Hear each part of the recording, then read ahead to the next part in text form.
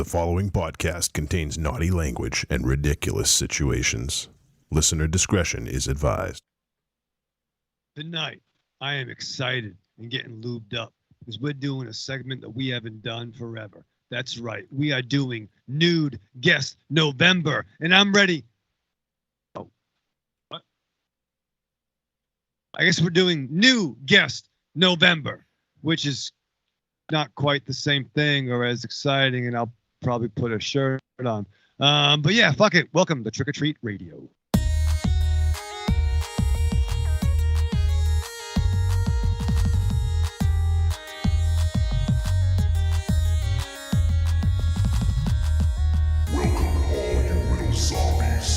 You're listening to Trick or Treat Radio, starring the Deadites.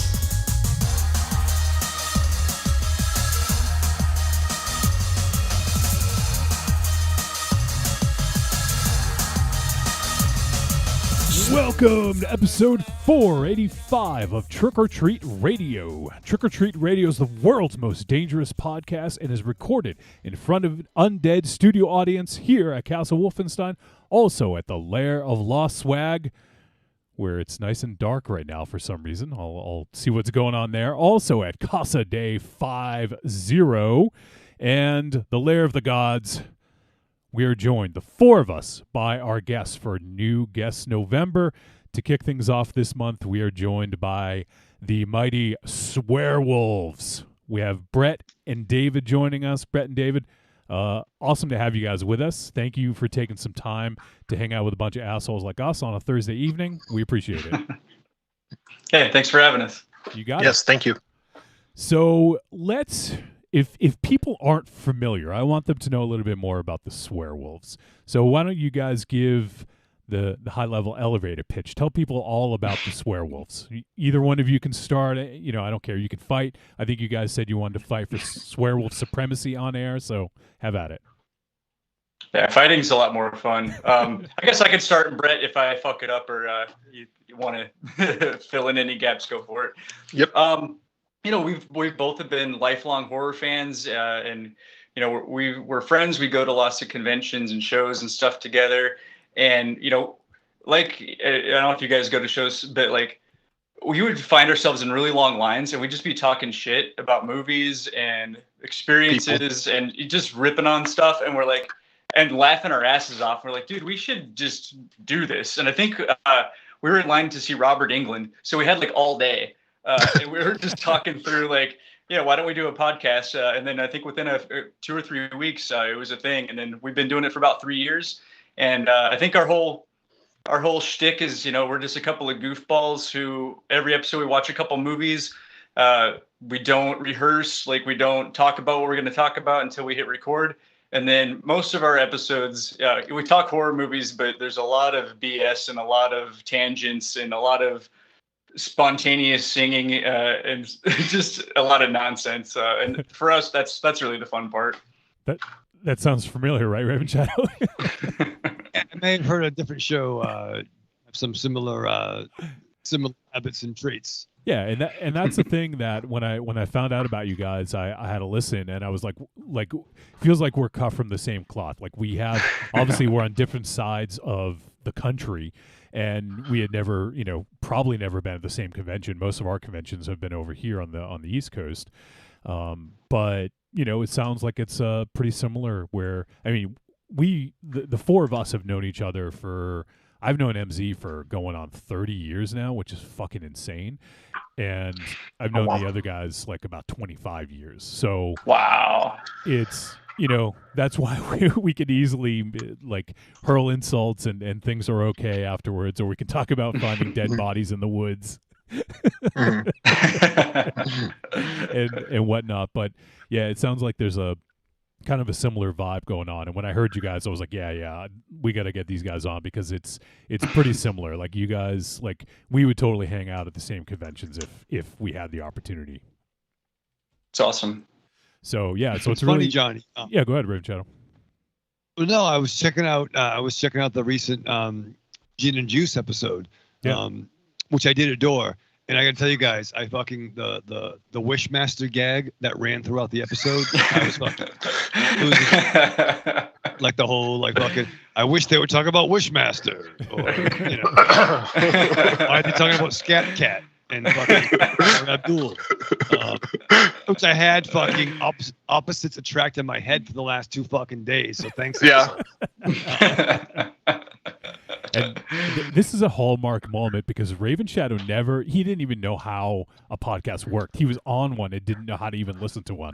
But now he can easily call one up and listen to it on demand. Raven Shadow, I'm proud of you, man.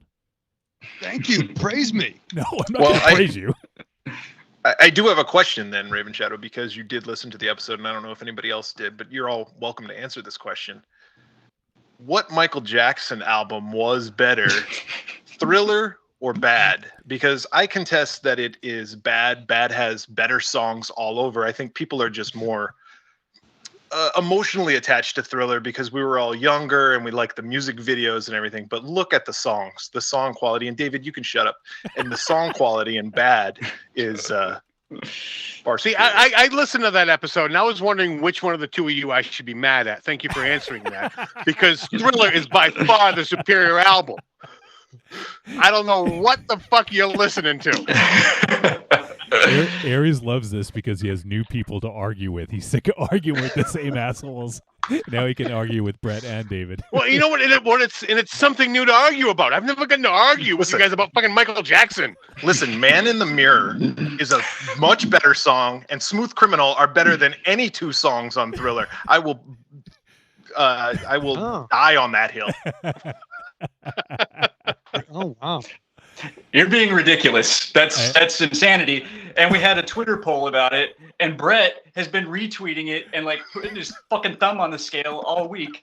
I haven't done shit, and I'm destroying him. So Yeah, I have to say I did vote on that, and I picked Thriller because I have fond memories. That album was huge for me, and I used to have a Thriller T-shirt, and I used to have the vinyl. And just the and it could be associated with nostalgia. So I will agree. It is. Smooth Criminal is a great. It's like people who like the band Kiss. Okay, Kiss is not a good band, but it's like all these old guys like Kiss because they're like, oh, well, when I was a kid, I had a Kiss mask and I went as Gene Simmons, the Demon fucking man, for Halloween, and they're like, I'm gonna go to a Kiss concert. Now they can't even sell tickets in Las Vegas. They had to cancel their fucking tour or their show in Vegas because Kiss fucking sucks. Now I'm torn because I 100% agree with that statement. I mean, I agree with that as well. Although Yeah. Kiss meets the Phantom Kiss of the Park fucking fights. is a fucking gem. Have you guys seen that movie? No. Oh my god! I think you guys got to cue that up for your show sometime. Okay. All right. Kiss meets the Phantom of the Park.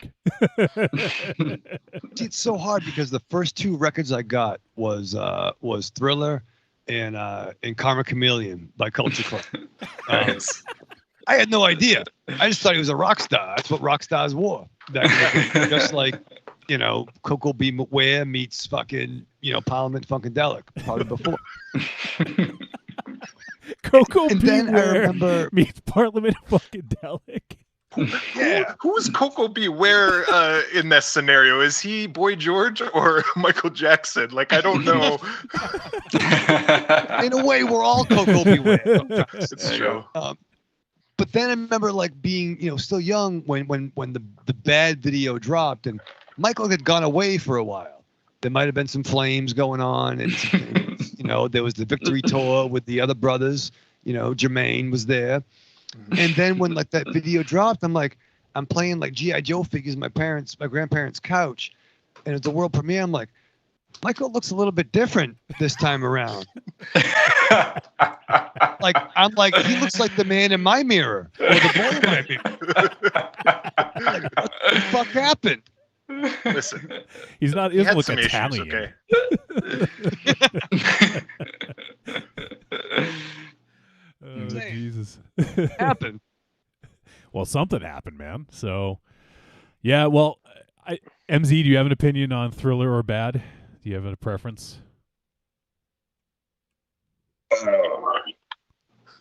Do you care? I am taking Thriller.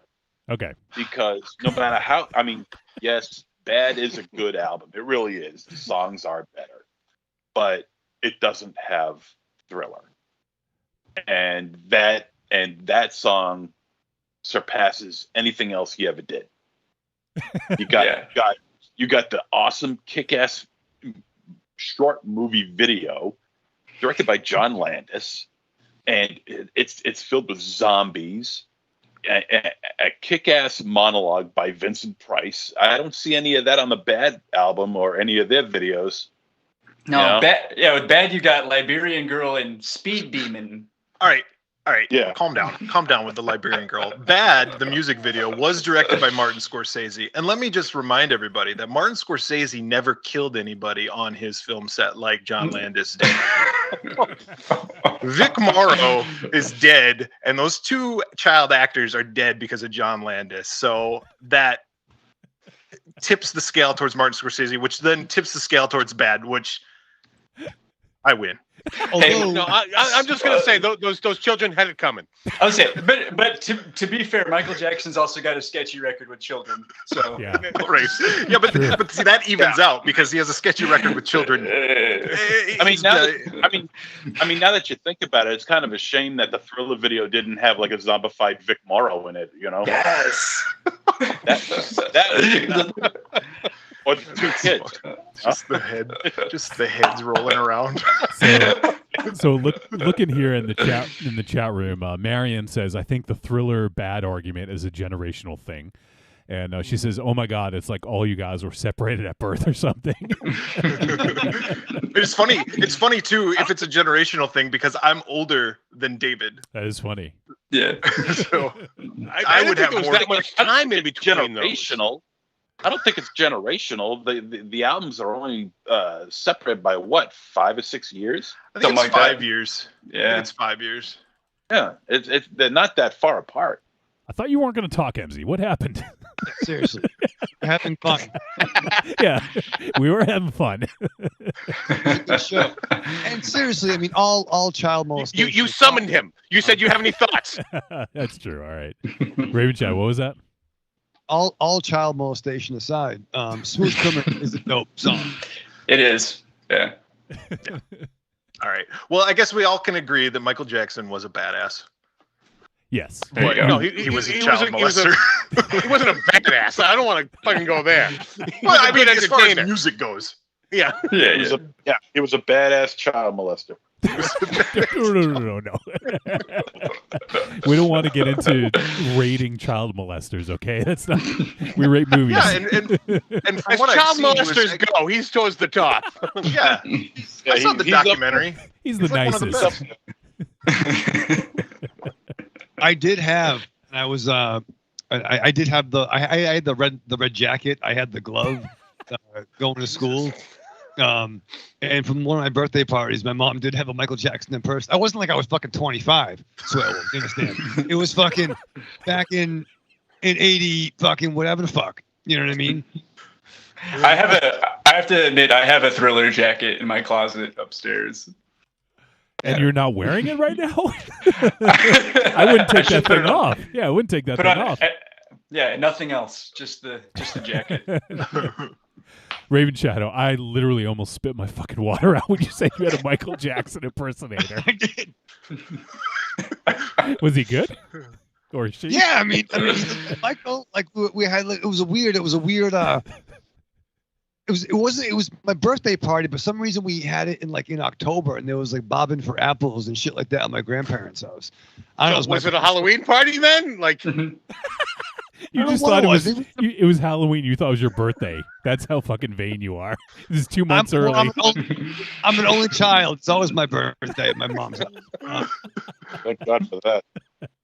But it might have been after, like, my parents may have, what they call it in the business, divorced. And we were staying at my grandparents' house, and they were bobbing for apples and whatever the fuck, and all of a sudden, he shows up, like. Was it just a guest to this Halloween party? Or was he like an actual impersonator that they paid? No, I think there was some dollars involved because he had a boombox, and he had the jacket, he had the wet or was hair. it just a trick or treater that they kidnapped? Well, Well, to be fair, Aries, you know the town we grew up with, and someone like that wouldn't just randomly show up. To be fair. Did your parents challenge him? Like, was he like, "Excuse me, can I use your bathroom?" Like, okay, what? Can I use your bathroom? You're like, "Hey, lady, can I use your bathroom?" And you're like, never break character. Never break character. You better moonwalk over there. Yeah. Yeah. We're not paying you $25 for nothing. Oh, Make sure man. you stairs when the party's done. This is the age-old debate, but I think we'll put it to bed. I think it's settled. Sorry, Brett. I'll take the L. Before we move on, I want to know, let folks know kind of what you guys cover. What's in your wheelhouse? Obviously horror, but it looks like you guys do a lot of. You do some old stuff, you do some new stuff. Is there any specific format, or you just kind of pick some films that make sense that week? Yeah, so generally speaking, David and I will come up with lists of movies that we want to see. Either movies that we should have seen already, being horror fans. Like, I'll give you for an example. We did not that long ago, maybe a few months ago, we did the movie Basket Case. Mm-hmm. Neither one of us had ever seen that fucking movie, and I felt like an asshole going like, "Oh, I'm a horror fan," and people are like, "Oh, have you seen Basket Case?" And I'm like, I mean, I know what the fuck Belial is, or I know what it looks like. I don't know what the fuck it is, but I know the basics of it. And I worked at a video store, in my teens and in my early 20s, so I've seen the cover boxes, VHS, DVDs of all these movies multiple times and seen the trailers for them too. But anyway, so a lot of times we'll go, God, we really should have watched this movie. And so we'll go back and watch them. And so the format is that we pick two movies that somewhat tie together. They could tie together because they have the same actor. They have the same director. They have similar titles. They have the same theme.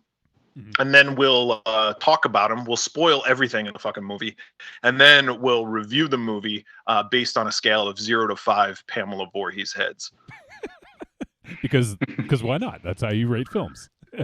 Yeah. And that started kind of off the cuff in one of our first episodes. We had a third person on our podcast, Alan, and he said, he asked me a question. He goes, "What would you rate it? What would you give it on a scale of 0 to 5 Pamela Voorhees heads?" And then we just kept doing that every time. So there's been a few 5 heads. There's been a few 0 heads. MZ, I saw him kind of like getting a little anxious when he heard that you guys hadn't seen Basket Case. That's because that's your favorite movie, MZ, right? That's my favorite horror movie. That blows my mind. Really? That's your favorite horror movie, huh? Wasn't this guy supposed to be on mute? Wasn't he supposed to? Weren't you supposed to mute his microphone? I said, don't listen to our Basket Case episode then. I can't imagine you guys hating. We didn't hate it. It must be interesting. It must be interesting to watch that movie now, though, because having a lifetime of horror, like, I could see that one not landing quite as well as if you had seen it in the 80s and being like, holy fuck, what is going on in this movie? So I could totally see that. I agree with that. And just to kind of put a bow on that, we didn't rate it awfully. I think we gave it 2 out of 5 heads, which is, like, if you think about that, that's like, it's a little bit below average, but it's not like don't see it. Yeah. Well, and if it goes from 0 to 5, that is kind of right in the middle. Yeah. So we're also not. We're pretty stingy too with our ratings. Like, we rarely go super high. Like, we're not like some people like love every single movie. Like, oh, it's like, no, we have discerning tastes. So like, yeah. So 2's not bad. Yeah. Now I gotta ask. I want an example of a 5 and an example of a 0, just to get a baseline for you guys. Well, I will say that David's never rated anything personally a 0. I've rated plenty of films a 0. So I will say that on the 0 side, and I'm looking, if you go to our website, theswearwolves.com, we have all of our ratings. But I gave the movie, I believe, Thanksgiving. I gave 0 heads to. I'm with you there. That's the worst fucking movie. That's one of our worst rated, like, Yeah. overall. I think I gave it half. Also, Silent Night, Deadly Night Part 2, I gave 0 heads to. Oh, Oh, garbage day. But 5 heads, The Thing is a favorite of ours. Yeah. It's pretty much perfect. And then then Halloween, the original John Carpenter's Halloween, I think is pretty perfect. We're John Carpenter fanboys though, so like anything John Carpenter has done, we'll probably just slob on his knob and tickle his tape while we're doing it. So Oh no, most of the real I don't know people what- on this show is, but Monster Zero as a fucking hard on for Halloween because Loomis parked at a handicapped spot. I Even wish. though the fact that, right, Johnny? Yeah, guys- I wish I could guys summarize this. crack up on that all you want. I'm just telling you I would. that it's Halloween. Look, Halloween. I'm going to say it one last time, and it's only because we got One last time. Halloween. Yeah, Halloween. Shut up. Halloween is one of the worst horror films ever made. It has an Ed Wood quality to it. It is a terrible film. Outside of the score and the cinematography, that movie is a 0 Pamela Ward. Wow. Now, mind you, he loves part 3. Yeah. well, Part 3 is Well, good. part 3 is great. Yeah, We like part 3. yeah. Yeah, Oh, Jesus. But Part 3 we gave Part 3 overall a 4, so Part 3 is right up there with one of our favorites. I wish I could summarize this quickly. I wouldn't be able to, but over the course of this show, the 9+ years, MZ has like seemingly every year something comes up about his hatred for Halloween. We even had a debate about it back in the day. That was like this memorable debate where he tried to pick it apart and he just called out like all these inconsistencies in the story. And he wouldn't talk about why it was a bad movie other than that.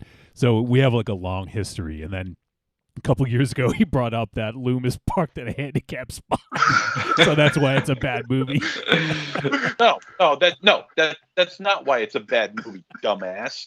It's a poorly directed film. And second of all, that was my very first debate. I didn't even know how to do a debate. Okay, now if I was You're pretty good Now, at if I doing was able debates. to debate now, I would certainly be able to do a debate now about Halloween. You're pretty And good at doing I the fairly debates decent chance of yourself. winning, too, because Halloween is just it's just, I mean, people have seen Halloween, but they've never really watched it. And I came out with this list long, with this theory about Halloween long before IMDb, long before it shows, all the blunders and the goofs and all the, mistakes that they list in a film now, and You realize that was a small budget, like almost independent film, right? No, that's not It was really a- I'm very aware of it. I'm very aware. And it was also like groundbreaking as far as slashers go, because we're talking 1978. So in 1978, there wasn't really a lot like this out there. Like you had like Black Oh, you mean Christmas out, like before Psycho, Black Christmas, Texas Yeah, but- Chainsaw Massacre. You mean, but movies it elevated it into almost the 80s slasher, which is a genre that I really do love. And without Halloween, we wouldn't have Friday the 13th, My Bloody Valentine, Nightmare on agree. Elm Street. We wouldn't have all those. Yeah, I agree, but I also got to say, and I've said this before to these guys, if that's true, and Sean Cunningham has admitted to himself, he said, if it wasn't for Halloween, there would be no Friday the 13th, and he's right. But if it wasn't for Jason Voorhees, there would be no Halloween franchise. maybe, Well, but Halloween franchise fucking sucks. Like as a franchise, the Halloween franchise is like one of the worst. Oh, it's terrible. Yeah, It's terrible. but the Outside- original movie. the original movie sucks. Well, what's going to happen what if there's a director's cut that comes out one of these years, and we find that Loomis actually had a handicap placard that he Well, hangs what if up he on the goes rearview back- mirror, and then the Carpenter cut it 'cause he's like, nobody's going to care, no one's going to notice. Yeah, what if he George Lucases it and he just digitizes like Yeah. CG like hanging a That's placard? always possible. That's always possible. But then again, you Loomis can't Park fix first. it. Yeah, good. What could we do? What can we do How can we edit Halloween to make you a fan of it? You can't fix stupid. That's the problem.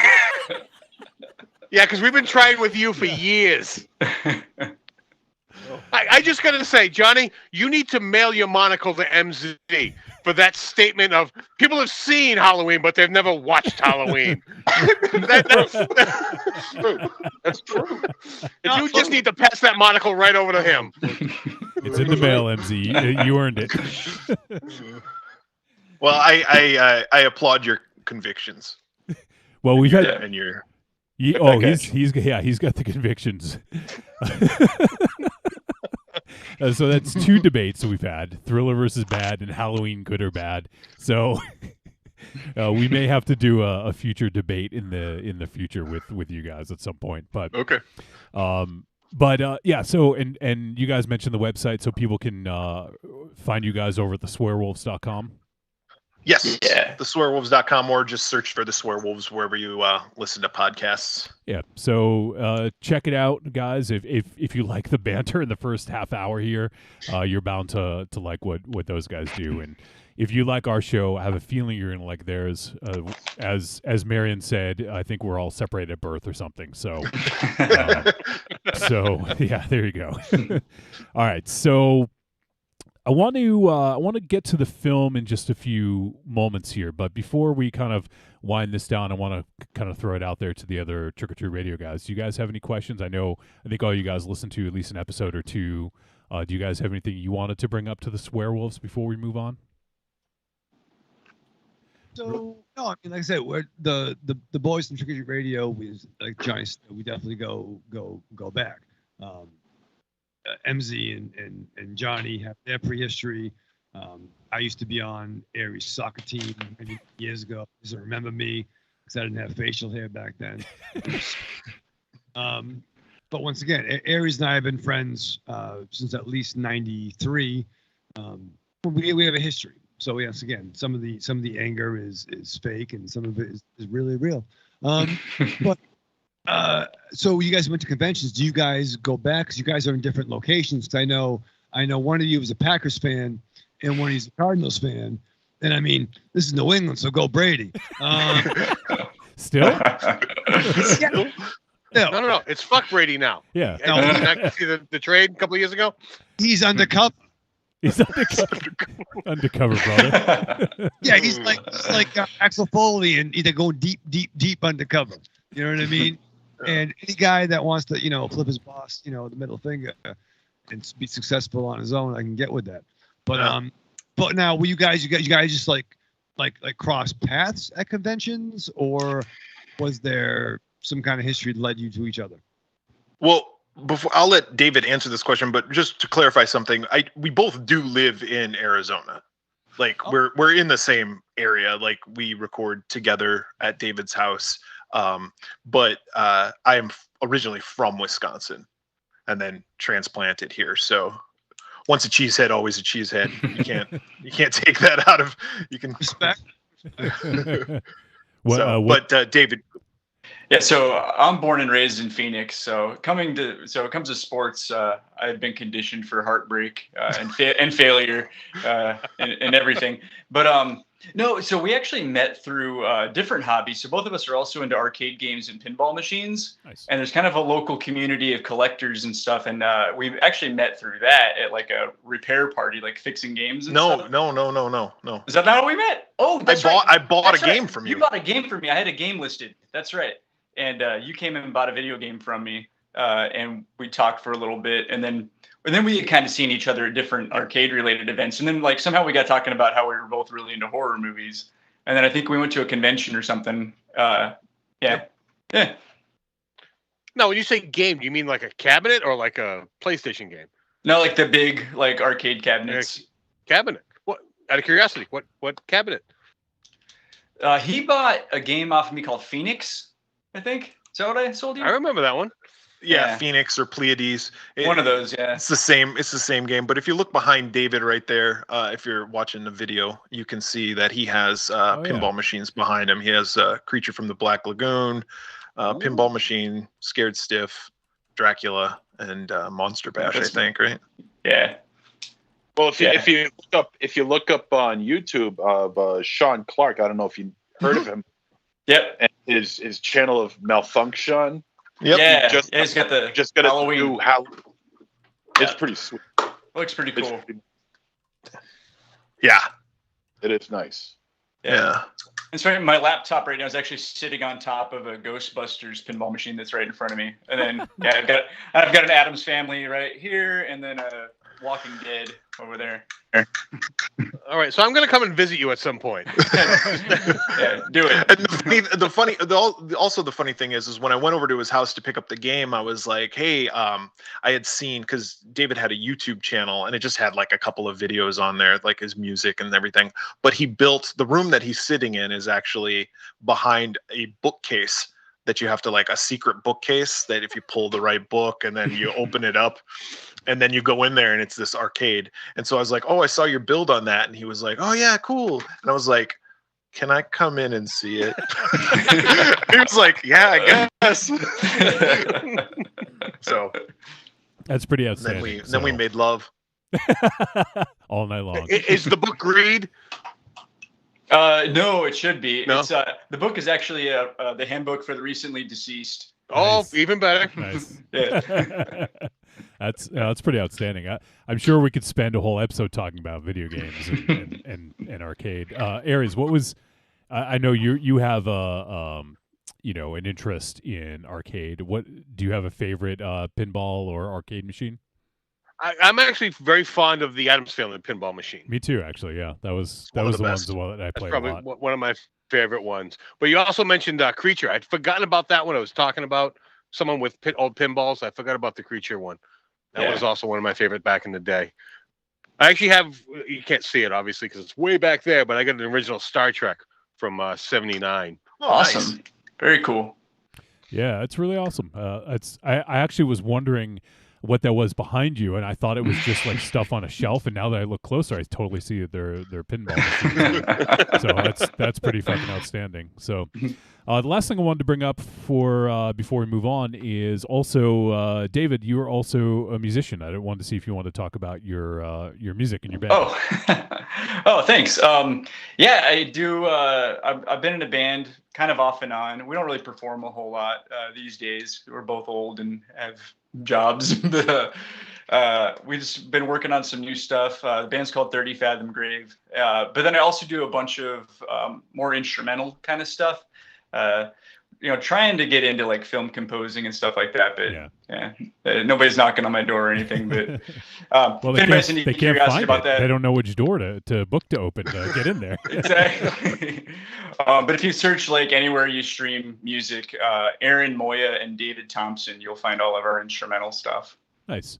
Yeah, I noticed that, and I actually watched the video that you put out. It looks like you guys had the drummer for Failure on that track. Yeah. Yeah, that's pretty awesome. Yeah. That was a really cool collaboration. We're hoping hopefully we get to work on more tracks together. Yeah, that's pretty outstanding. So, if people want to check that out, I saw it on your Twitter. Do you have a Twitter for your band, or is all your stuff on your Twitter? I don't. I should, but I don't. Hey. So at Swearwolf David is David's Twitter. Then, if you want to check that out, and it's got a video for the track Trespassing from 30 Fathom Grave, if you guys want to check that out.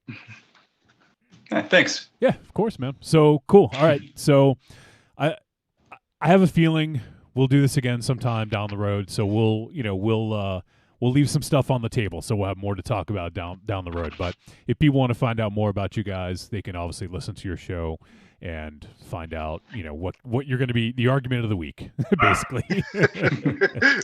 So, all right, well, let's jump into this film here. So, you guys, we kind of went back and forth. I gave you guys kind of a list of some newer stuff that we were thinking about, and you guys ended up picking the film The Deep House. I was curious, what interested you guys in this flick? It kind of like of the ones that, well, I don't want to give anything too much away about the other flicks that you had mentioned, but David, is that your dog making noise? It is. Okay. Sorry. always. But anyway, the of the ones, I felt like this one was kind of one that would be more fun Yeah. to talk about. Like there was some that had like serious maybe Kinda undertones heavy, to them, and it's like, oh, like we've covered serious horror movies before, and they're good. Like don't get me wrong, I like movies like that, but to talk about it and try to make dick and fart jokes when you're talking about like fucking Get Out, and it's like, Yeah. oh well, here's a racially charged movie, and it's like, well, I don't know. We somehow seem to find ways to do that though. Somehow. still. Yeah. Okay, cool. So the Deep House is, and this was one that I wanted to do anyway, so I'm glad you guys chose this. It is from 2021. It is 85 minutes and is directed by Alexander Bustillo and Julianne Maury. And this is the directing duo behind the films we've done previously. Inside, which is kind of a masterpiece of the French extremity movement, and also recently Candisha, which we did maybe a couple months back now. So this is their latest flick, and it's kind of an ambitious one. It stars Camille Rowe and James Jagger, and yes, that is Mick Jagger's son, by the way. Shit. Yeah, and she used to date Harry Styles. Oh, really? I don't know if you guys are hip on your what band was Harry Styles in? He was in some fucking band. Oh, Boys. man, I know the name, but let me look him Yeah, up. the orchestra. Yeah, it's good. What's that? The Electric Light Orchestra. he was in ELO. Yeah. He was in Kiss. Yeah. He was in Kiss, yeah. I believe he was molested by Michael Jackson. One Direction, is that? Yes, that's them. That's Oh. them. Oh. Anyway, she used to date him. I think that might be the first One Direction reference on the show ever. And the only. First and only. Last. Yeah, we'll make it the last. Don't ever invite me on again. The film also stars Eric Savin as Pierre. And the synopsis on this one: a young and modern couple who go to France to explore an underwater house and share their findings on social media undergoes a serious change of plans when the couple enters the interior of a strange house located at the bottom of a lake, and their presence awakens a dark spirit that haunts the house. So, yeah, so this one here is streaming currently on Epix. So if you have a subscription to Epix, you can check it out there. Or you can also do the 7-day trial if you've never done one of those. You can grab a 7-day trial and watch it on Epix, or it's also on VOD for to rent or buy. So you guys can check it out there. And so this one is, as I mentioned, kind of an ambitious undertaking. I imagine I would actually love to see the budget on this. I didn't look that up, but with this one here, I would say a good 70% of the movie, if not more, is underwater, entirely underwater. And so this couple, and how much of a fucking douche was Ben? God. Yeah. I fucking hate that guy. Now that I know that he's Mick Jagger's son, I hate him even fucking more. He was unbearable. Now that he was all about like views, and like everything was tied to his popularity and his stream, and even to the point where he mentioned, if we get 1 million views, we'll get married, Yeah. So this dude was like huge fucking douche, and was putting his partner in like huge fucking, like putting her at risk, and without really caring. Like he was just completely oblivious to her well-being and just cared about views and capturing footage and all that. So kind of starts out with them investigating like an old hospital where there was supposedly a nurse who poisoned several kids. Wonder if there's any relation to Michael Jackson there. And so they're kind of, I wouldn't call them like sort of like haunted house. Like they're not looking for spirits or anything like that. They're just kind of investigating these old buildings and making YouTube videos of them. And they have drones, and they have some really high quality equipment to make them look as good as possible. So this film is a bit of a mix. We get a little bit of first person perspective. I wouldn't call it found footage because it's interspersed with actual filmed footage, third person wide shots, things like that. But there is a lot of interspersed first person perspective of them shooting with their cameras, or also from drone footage or that underwater drone, which was Tom, was that his name? Peeping Tom. Yeah. So huge. I don't know how they did this, but huge kudos off the bat just for being able to make this fucking movie. So this, I think, takes what is a genre that's getting a little bit tired at this point, or a little overdone, and just kind of puts a little unique twist on it, because I've never seen a movie like this in terms of a haunted house movie set underwater. I don't know if any of you guys have. No, I can't think of one. Yeah, I don't think it's been done. So this is I'm not going to say this is tired or overdone, but it definitely needed something new. Yeah, and I mean, any haunted house movie needs a little bit of an edge to stand out, and this movie definitely had that with the underwater aspect. Yeah, no, absolutely. So let's since there are 6 of us, there's going to be a lot of different opinions, a lot of different thoughts. Let's kick it off with the Swearwolves guys. Do one of you guys want to kind of, what we do is, I mean, we don't have a specific format. Just we kind of talk through the movie. We try not to give too many spoilers, because a lot of the movies that we do are still fairly new. If it's something that is like unavoidable, we'll sometimes go there. So in this case, we just won't talk about what happens at the end, but the rest of it, I think we can is pretty much fair game. But overall, what did you guys think of this? And do you think they pulled off this bold vision that they had? I can go.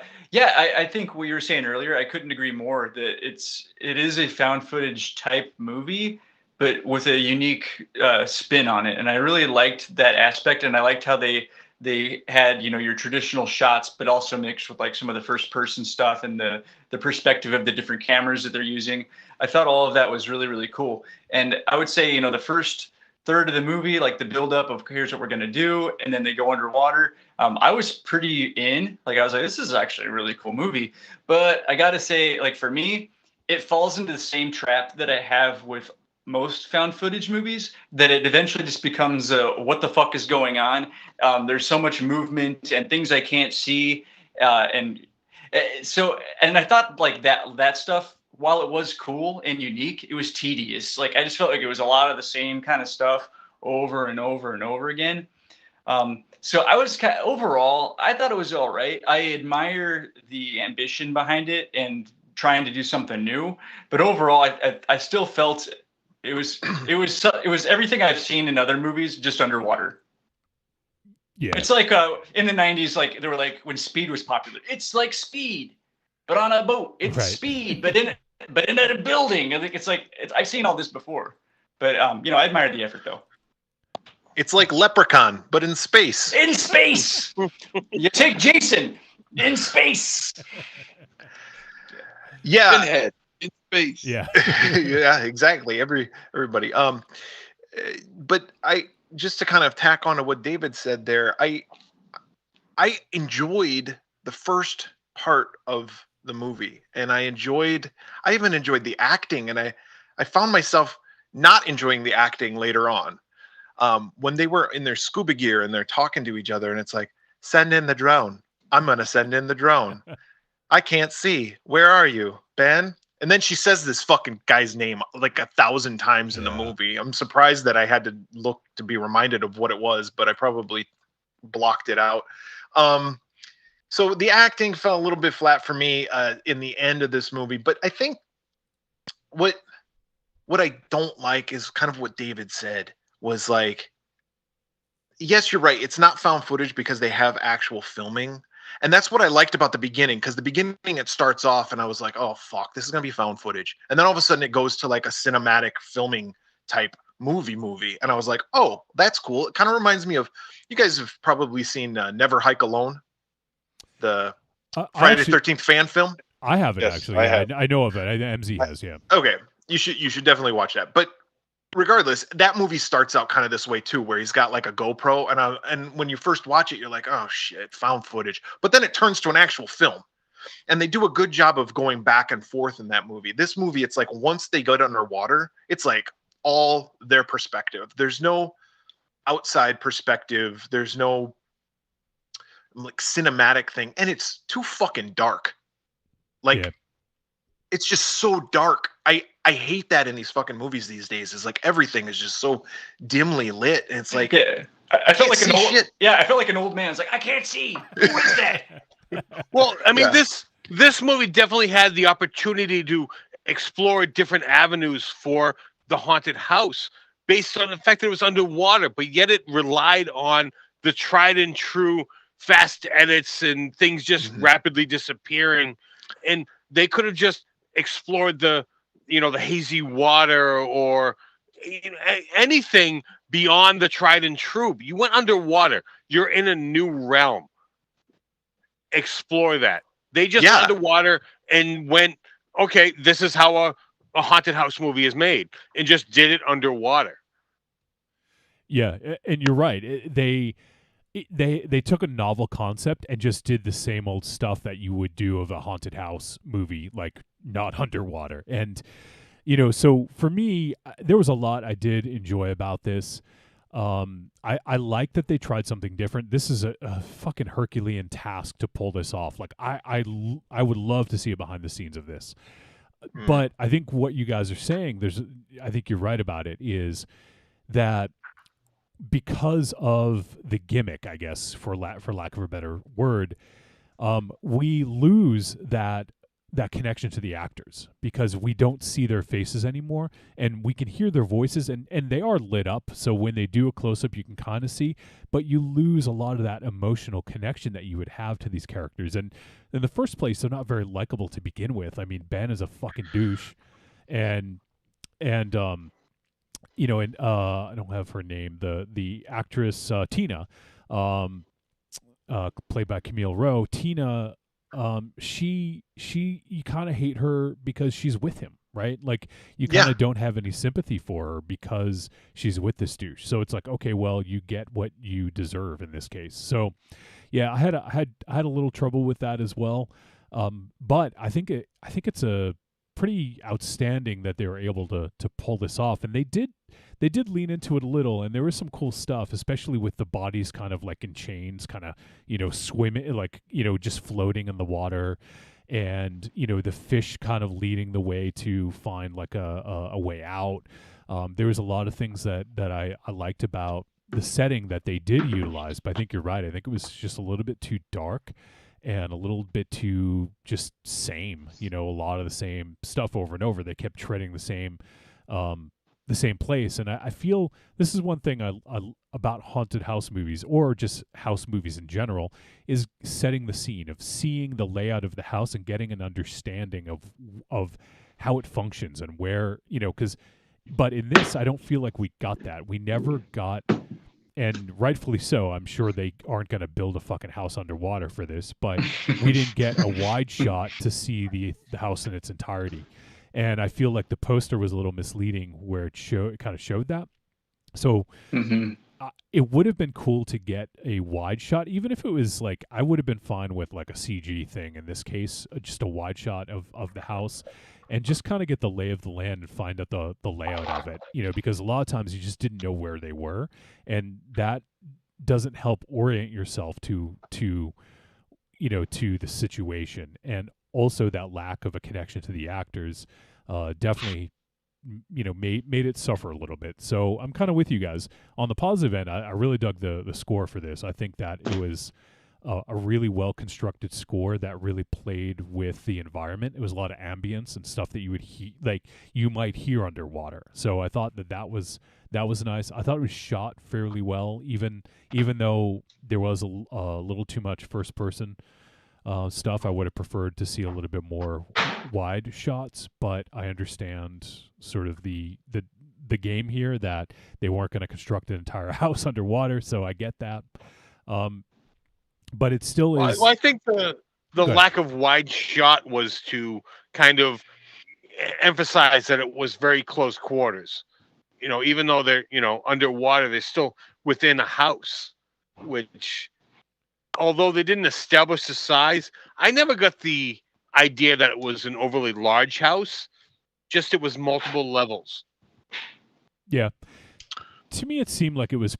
I mean, the way they're describing it, like I know, like they went from the attic to the basement. I assume that there was at least 2 floors in between. That's kind of what I figured, but maybe I'm wrong. But yeah, it seemed big to me. But you know, they kept going in the same rooms. It seemed. Yeah, well, I got the feeling it was just an old school farmhouse where, you know, attic, second floor, you know, ground floor and basement, you know, multiple levels, but all very contained. You know, everything was heated off a central chimney, which, you know, you see at one point where they ended up, while going out the chimney, they were in different rooms. Yeah. Mm-hmm. How about MZ? How about you? What are your thoughts on this? Yeah, you know, some things look good on paper, but they don't exactly translate well to film. And this is one of those situations. While you guys were talking, I was trying to think about what film could come close to something like this, an underwater house, spooky things underwater. And the closest thing I could come up with is Dario Argento's Inferno. But that's about as close as I could get as far as that is concerned. The acting is stagnant. It's terrible.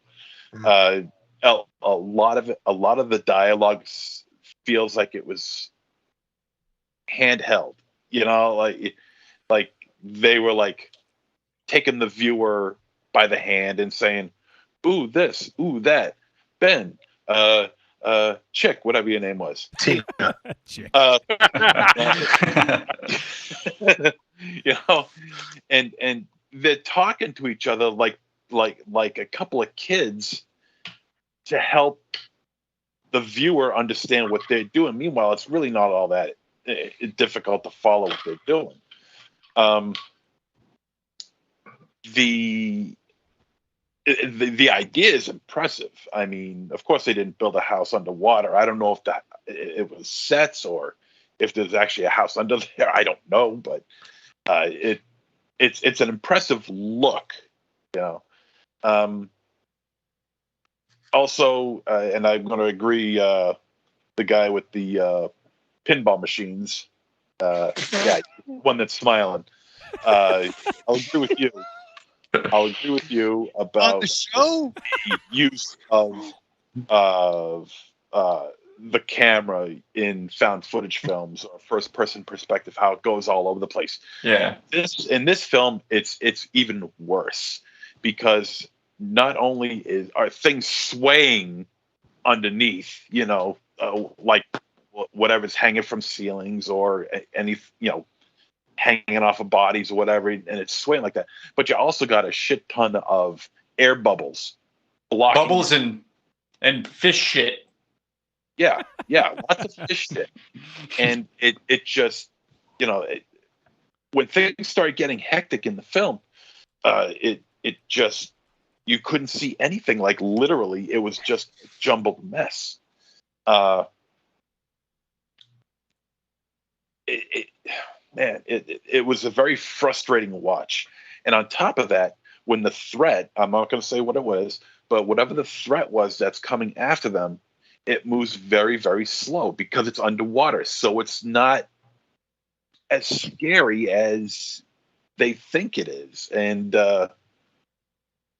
it like I said, it seems great on paper, but it doesn't translate well on film. And that's just a sad case right here. You got a great idea, and unfortunately, this is probably the best of that idea we're probably ever going to see. There might be someone who's got a more inventive plan to do an underwater haunted house film. You know, I do have a question for you, MZ. Sorry to stop you there, but if Loomis was going to investigate something at this house, where would he park? by Well, you know what? Who cares? Well, he'd have to walk 2 miles, right? Because they had to walk Yeah. 2 miles, and he couldn't do that because he's limping all over the place. I checked his oxygen levels 9 times. Yeah, he'd fucking roll to the buoy and fucking drop anchor, and then fucking get some fucking Michael Myers repellent and jump in the water. Michael Myers. And then in all the commotion of swimming underwater, he misplaced his placard for the handicap spot. Yeah, There you go. Yeah. So I mean, it's an ambitious effort, but it's a failed effort. MZ, I just got to ask. It was already established that these people didn't have a way out. So it doesn't. You don't think it makes it more terrifying that it was a slow crawl towards their demise, where these people move slowly? Well, that all the you talking about Tina and Ben? Yes. No. All right. No, Phil Loomis and Michael. Yeah. But Tango and Cat. no, Tango again. no, because and David. they were a couple of characters that's not very likable to begin with. So why would you care? Well, can I just tack something onto that? Yeah. I agree with you that I didn't feel like the threat was like that threatening. It was kind of lame, but the slow moving thing, because underwater everybody moves slow, I think that's kind of like, I know they had fins and but they weren't expert divers. They had all this. See, my impression is that this Ben fucker, was just like a rich, entitled kid whose dad gave him some money, and he bought this. Oh, I've got all these toys. My dad bought them for me, and she's just some French chick who was on holiday and decided to hook up with him. Well, his dad is Mick Jagger. Yeah, Mick Jagger. Yeah, his dad is Mick Jagger. So. Have you fought? He's fucking rooster walking and shit. Yeah. I mean, the way I interpret it as he is either he has some kind of passive knowledge of diving, but she has very little. And she even lies to him. She even lies to him about how much she can hold her breath so she doesn't look like an idiot. Yes. So I mean that is supposed to add to the tension when they get underwater. So that being said, they move slowly, right? And correct. So everybody moves slower underwater. So it's just kind of like, I thought that was okay in that respect. Like the this is my impersonation of the threat moving at him, but that coming at him in a slow manner. But I do agree with you. I thought it was fucking lame. Well, this is where the movie kind of fails, because in a normal haunted house movie, a ghost doesn't need to obey the laws of physics. They can disappear and reappear and float to where they want. When you're underwater, where the human can float and swim and do everything else, the ghost should have had to obey the laws of physics. And at times, the ghost did, and other times they didn't. Yeah. And I think it could have added to it where the ghost didn't appear like they were in water and just had to walk towards what they were doing. And I think that could have added to so much of the tension to this. Whereas, walking isn't that terrifying, but when you have to, generate momentum to change your direction in water, and what is attacking you doesn't, would 100% add to the tension in this. And that is what lacks for this, where it deviates from a normal haunted house motion picture. And that's Corny in the chat room just brought up a good point. He says, and the air was limited too. That's the one thing that I did like about this. It added an extra element where there was almost like a countdown where eventually they were going to have to leave. And when they were stuck in the house, that added a good amount of tension, I feel. But I actually feel like they didn't deliver on that, because they had Chekhov's breathing apparatus all set up. Because that whole thing where she was like underwater trying to hold her breath for she got like a minute and a half and then lied about 3 minutes. Like that would have been the perfect opportunity to try to actually bring that back. Right. Like, and I feel like we didn't like, I just feel like it was a missed opportunity because we didn't get the payoff. Yeah. Cause we got a setup. the problem is they didn't 100% establish the rules to diving. Right. They kind of played loose with it as you went along. Like there was no mention of the when a diver goes that deep, they need to stop at a certain level before going all the way without getting the bends. There was no mention of that until it was like. Were they that mentioned. deep Like, though? Were they that deep? They were in a lake. I don't think so. Well, it doesn't establish that, but at 100 feet, you need to stop halfway up. Oh, okay. It doesn't take that deep. And Yeah, because Ben says something like that in the movie at one point. Like, we'll have to stop. Like, but it wasn't mentioned until it was mentioned. Like, it was just kind of like they weren't Glossed over. obeying those rules until they wanted to obey those rules. You know what pissed me off is that there was no mention of muff diving. There was a perfect opportunity for someone to go like, I'm an expert muff diver. Damn me an expert muff diver, just like me Pogba. In it. How about you, Raven Shadow? You got any thoughts? Yeah, no, I mean definitely Prick Jagger rubbed me the wrong way early on. Prick Jagger.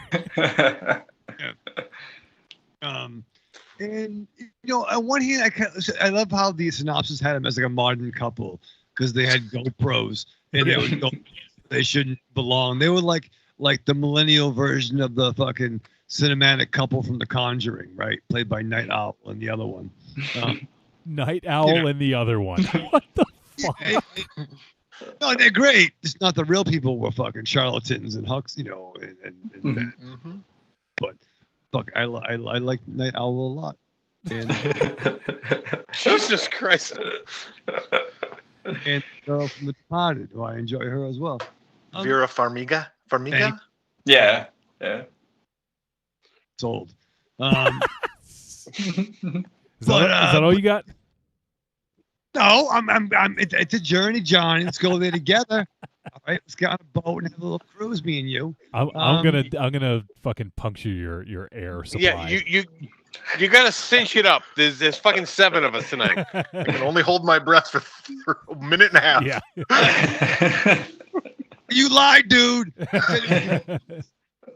But no, yeah. I mean, what the fuck?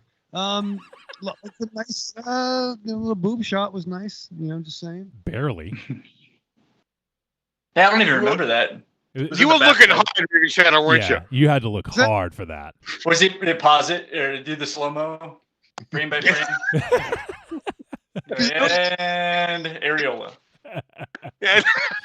If he could figure out how to do that, he would. No, I mean, do the internet. Rewind it. I want to see the boob. Yeah. I think I was watching that with Mary, and I'm like, I think I missed a plot point. Oh yeah, there you go. That's exciting. But no, here's the thing. So yeah, so Prick Jagger's filming everything. You know, maybe they have a fucking podcast. Who knows? Because those guys are assholes. But what's funny is that when they got to the land and they were like, oh yeah, it's all like commercialized. They met Pierre, who was drinking. Now him and Prick Jagger are best friends now. But like he really held off on the GoPro during. You'd think you'd film this. True. Yeah, you don't totally film Pierre. You know what I mean? Like had the interaction. And he's like, why he's not filming this? And they finally jumped on when they were going in there. But I don't know. I don't dive. Maybe some other conversation we've had. But I know I had my dad and my uncle were in the Navy. My cousin does dive. You know, my cousin Tina dives in water, I guess you call it. But like it's a different thing. And I think I'm a huge mark for the haunted house pictures. I still am at this point in my life. I even like the one with CM Punk when the walls were ejaculating. What that fucking horror? I haven't seen that one. The girl on the 3rd floor. Yeah, Swearwolves. Stick that out. Yeah. Ejaculating walls. House of Jism. We'll add it to the list. Yeah. Knock House of Wax out the box. I'll tell you that. Yeah, House of Wax Off. House of Wax off. Wax off. But it's different. But I think underwater, what's fucking weird. You know, you can't move a lot. And this dude had some fucking money. I'm not sure how you can communicate that well with the sound, because they get better sound than their fucking underwater mics than some. So. That's Papa Mick Jagger. He bought him all his equipment. Papa was a Rolling Stone. Yeah, Yeah, that's not that complex of a system. Aries, Did he you guys- can't figure out how to work his fucking remote control. Yeah, well, it's a fucking. Their masks went over their mouths so they could talk. It's radio. It's not that complex. What were you gonna say, Brett? Yeah. I was just gonna say, did you guys, kind of deviating from this, but did you guys get the? Because I thought it was kind of timely, in a more serious manner, that there was this couple who was videotaping their journey with that whole Brian Laundrie fucking bullshit that went on with him killing that girl and then killing himself and all that other kind. We still don't know, because I mean the news cycle lasts about 15 minutes, and now all of a sudden nobody's talking about that anymore. But it seemed like that was. Like when you were saying, like, this is the modern couple, like that's what these assholes are doing nowadays. They're going out in these vans and like hashtag van life, right? You know what? It hadn't occurred to me until you said that, and holy fuck! Yeah, like I was thinking, I think right law enforcement needs to watch this movie. Yeah. Oh man, so. Trying to think if there's anything else. We've hit a lot of different things on this, and obviously there's a lot of us, so there's we're not going to be able to focus too much. But I guess in terms of before we do the verdict on this, I want to find out what you guys thought of the ending. Obviously, we're not going to talk about what happened, but did folks enjoy the ending? Now, this was done by the directors of Inside, so I wasn't exactly expecting a sunny ending. But I also feel like this had an opportunity to do something to almost redeem a character in a sense, and I feel like it just didn't get there. So for me, like, the ending was a little bit of a letdown. It wasn't like it didn't ruin the movie for me, because I kind of expected what happened to happen, but I feel like it just, like, they could have done something to make it slightly better. Like, oh, okay, well now I see. Without giving too much away, I know that's super vague, but I feel like there's an opportunity there and they didn't take it. I think the ending is the least of my problems with this movie. Like the ending, I was like, meh, okay. Like you said, I kind of expected it, but mind you, these filmmakers also directed Leatherface from 2017. Yeah. So that movie sucked ass. I just want to put that out there. So I don't know about the other films. I haven't seen the other films, but I did see Leatherface, and I was sorely disappointed. But anyway, the ending, I didn't have a problem with the ending. Yeah, I also didn't have a problem with the ending. I actually kind of liked it because I thought it was going to go the other way. So when it happened, I was like, oh, okay. But I agree that the redemption factor would have been interesting, and that didn't happen. But I actually kind of liked the way it wrapped up. Yeah. Well, but you think about the ending, and you think there's going to be one of two endings. But the way it ended, it turns out that there's a third ending, one that I wasn't expecting, and it doesn't redeem the film, but it gave me a little. I don't know. I kind of felt better about watching the movie with that ending, in spite of the previous hour and 84 minutes. Yeah. Well, I am so curious as to MZ's response to that. Because you know what, I got two endings. I don't know the third ending. Well, it's I don't get Loomis that. Pulling up in his boat and picking her up. Because I got two endings. I don't get a third ending. I really wish I could understand that one. MZ, you're gonna. I think I understand. Somewhere. I think I understand what he's saying. I do. You know what he's talking, because I don't get that. All right, Brett, you're going to have to come on every week now to translate MZ, okay? You are the MZ whisperer. Well, I think what he's saying, and you can correct me if I'm wrong, and I'm going to try to tiptoe around this. Right. The endings that we could have in no particular order are someone's safe, they escape, right? Mhm.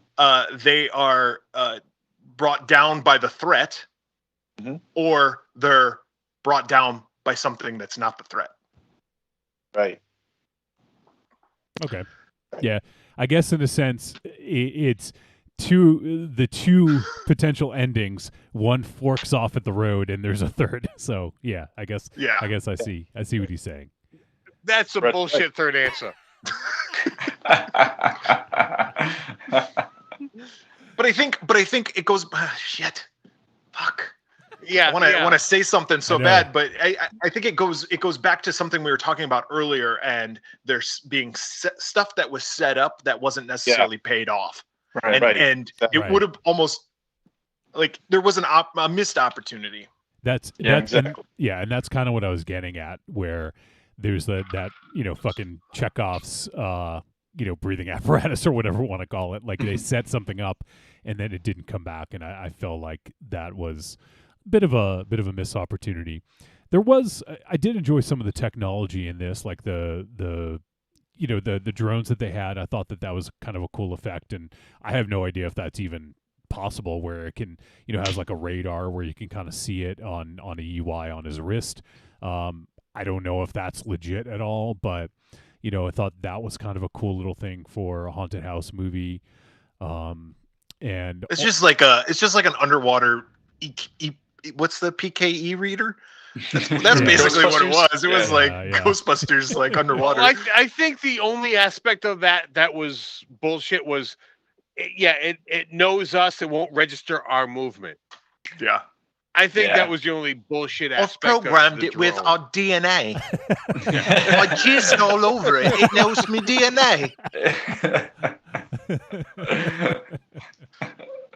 You know what?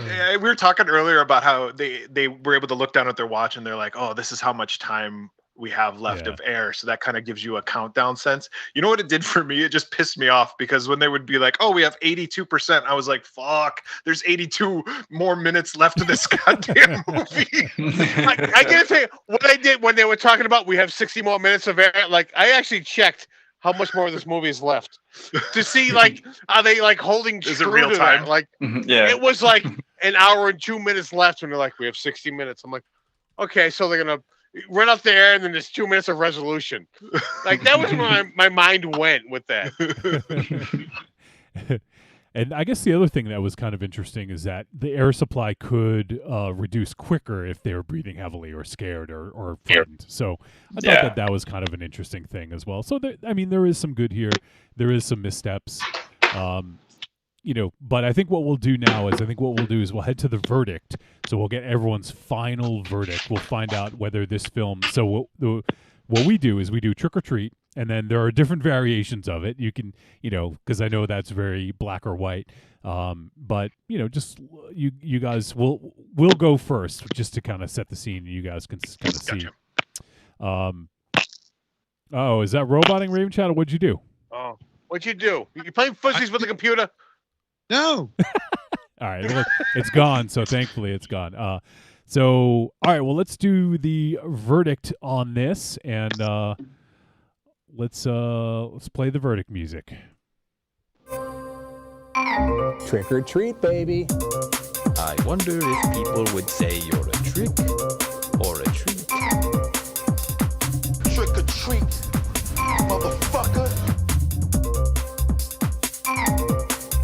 All right, verdict time. We're going to let you know whether the Deep House was a trick or a treat. Any final thoughts? Let us start with Monster Zero. What captured my attention at the very, very beginning of this film was the asylum that they were filming at the very beginning. And I had to do a double take and check on something to see if it wasn't the same exact asylum, sanitarium used for the film Night Shot.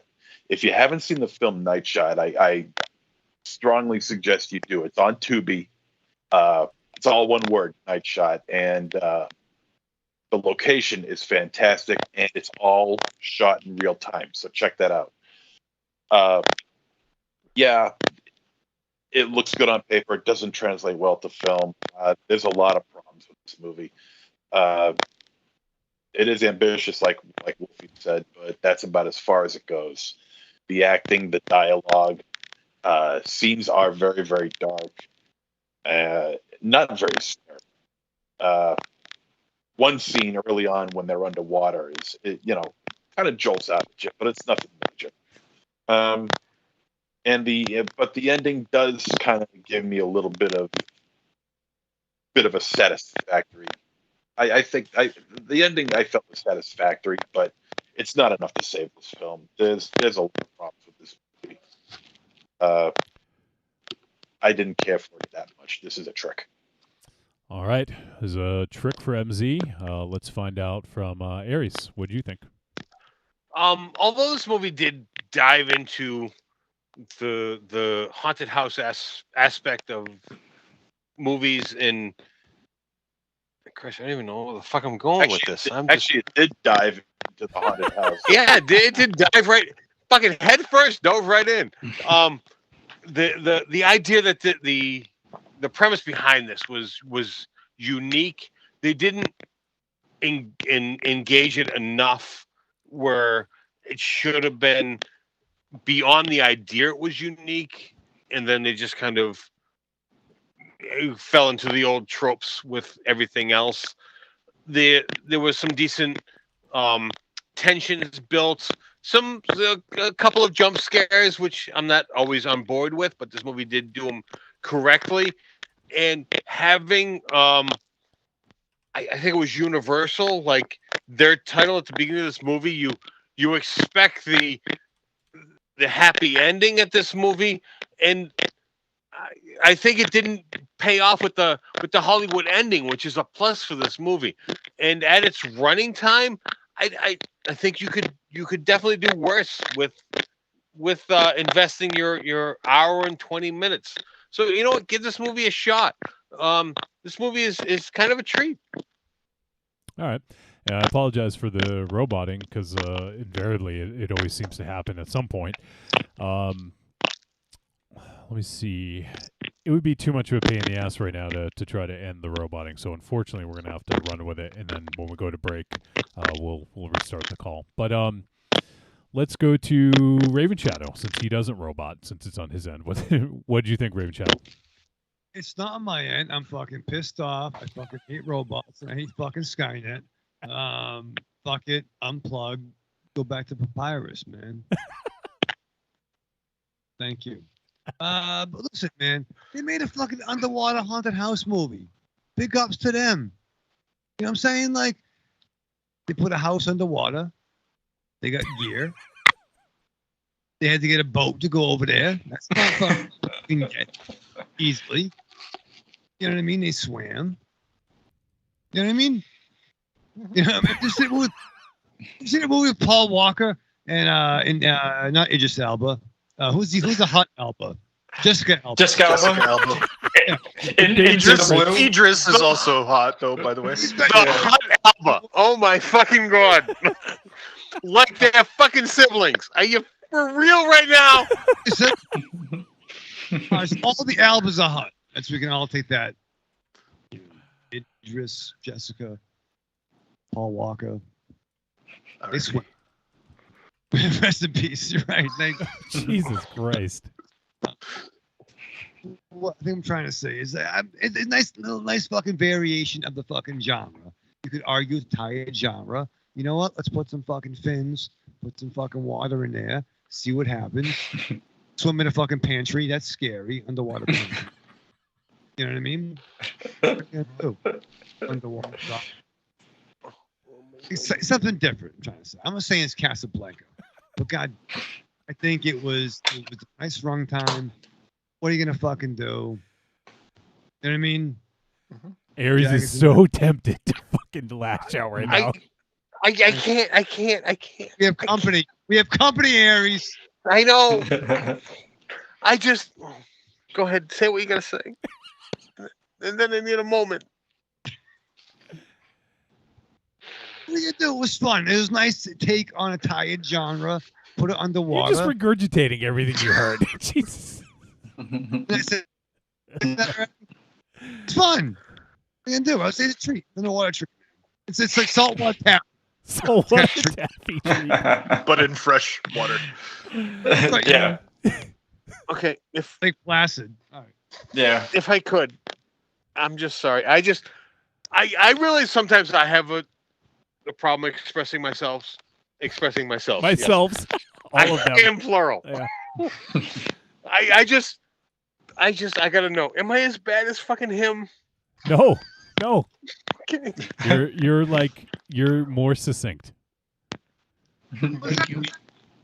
What does that mean? Yeah. Look it up. Don't bash me in front of Swearwolves. What's the matter with you? All right. Let's check in with Brett and see trick or treat here, Brett. All right. Well, I am going to say that I appreciate the effort. I appreciate the idea of saying we're going to take a movie like Open Water, where it's this couple out in the middle of nowhere and they have no way to escape, and then we're going to take it and put it in the Conjuring house, like someone had mentioned earlier with Night Owl and that other chick, and then they do that, and they just don't do it. It's not entertaining is the problem. It's like, do we need this? It's like saying, like, do we need a ham and grape jelly sandwich? Because no one's ever made a ham and grape jelly sandwich, and they might have, but it probably tastes like ass, and we don't need that.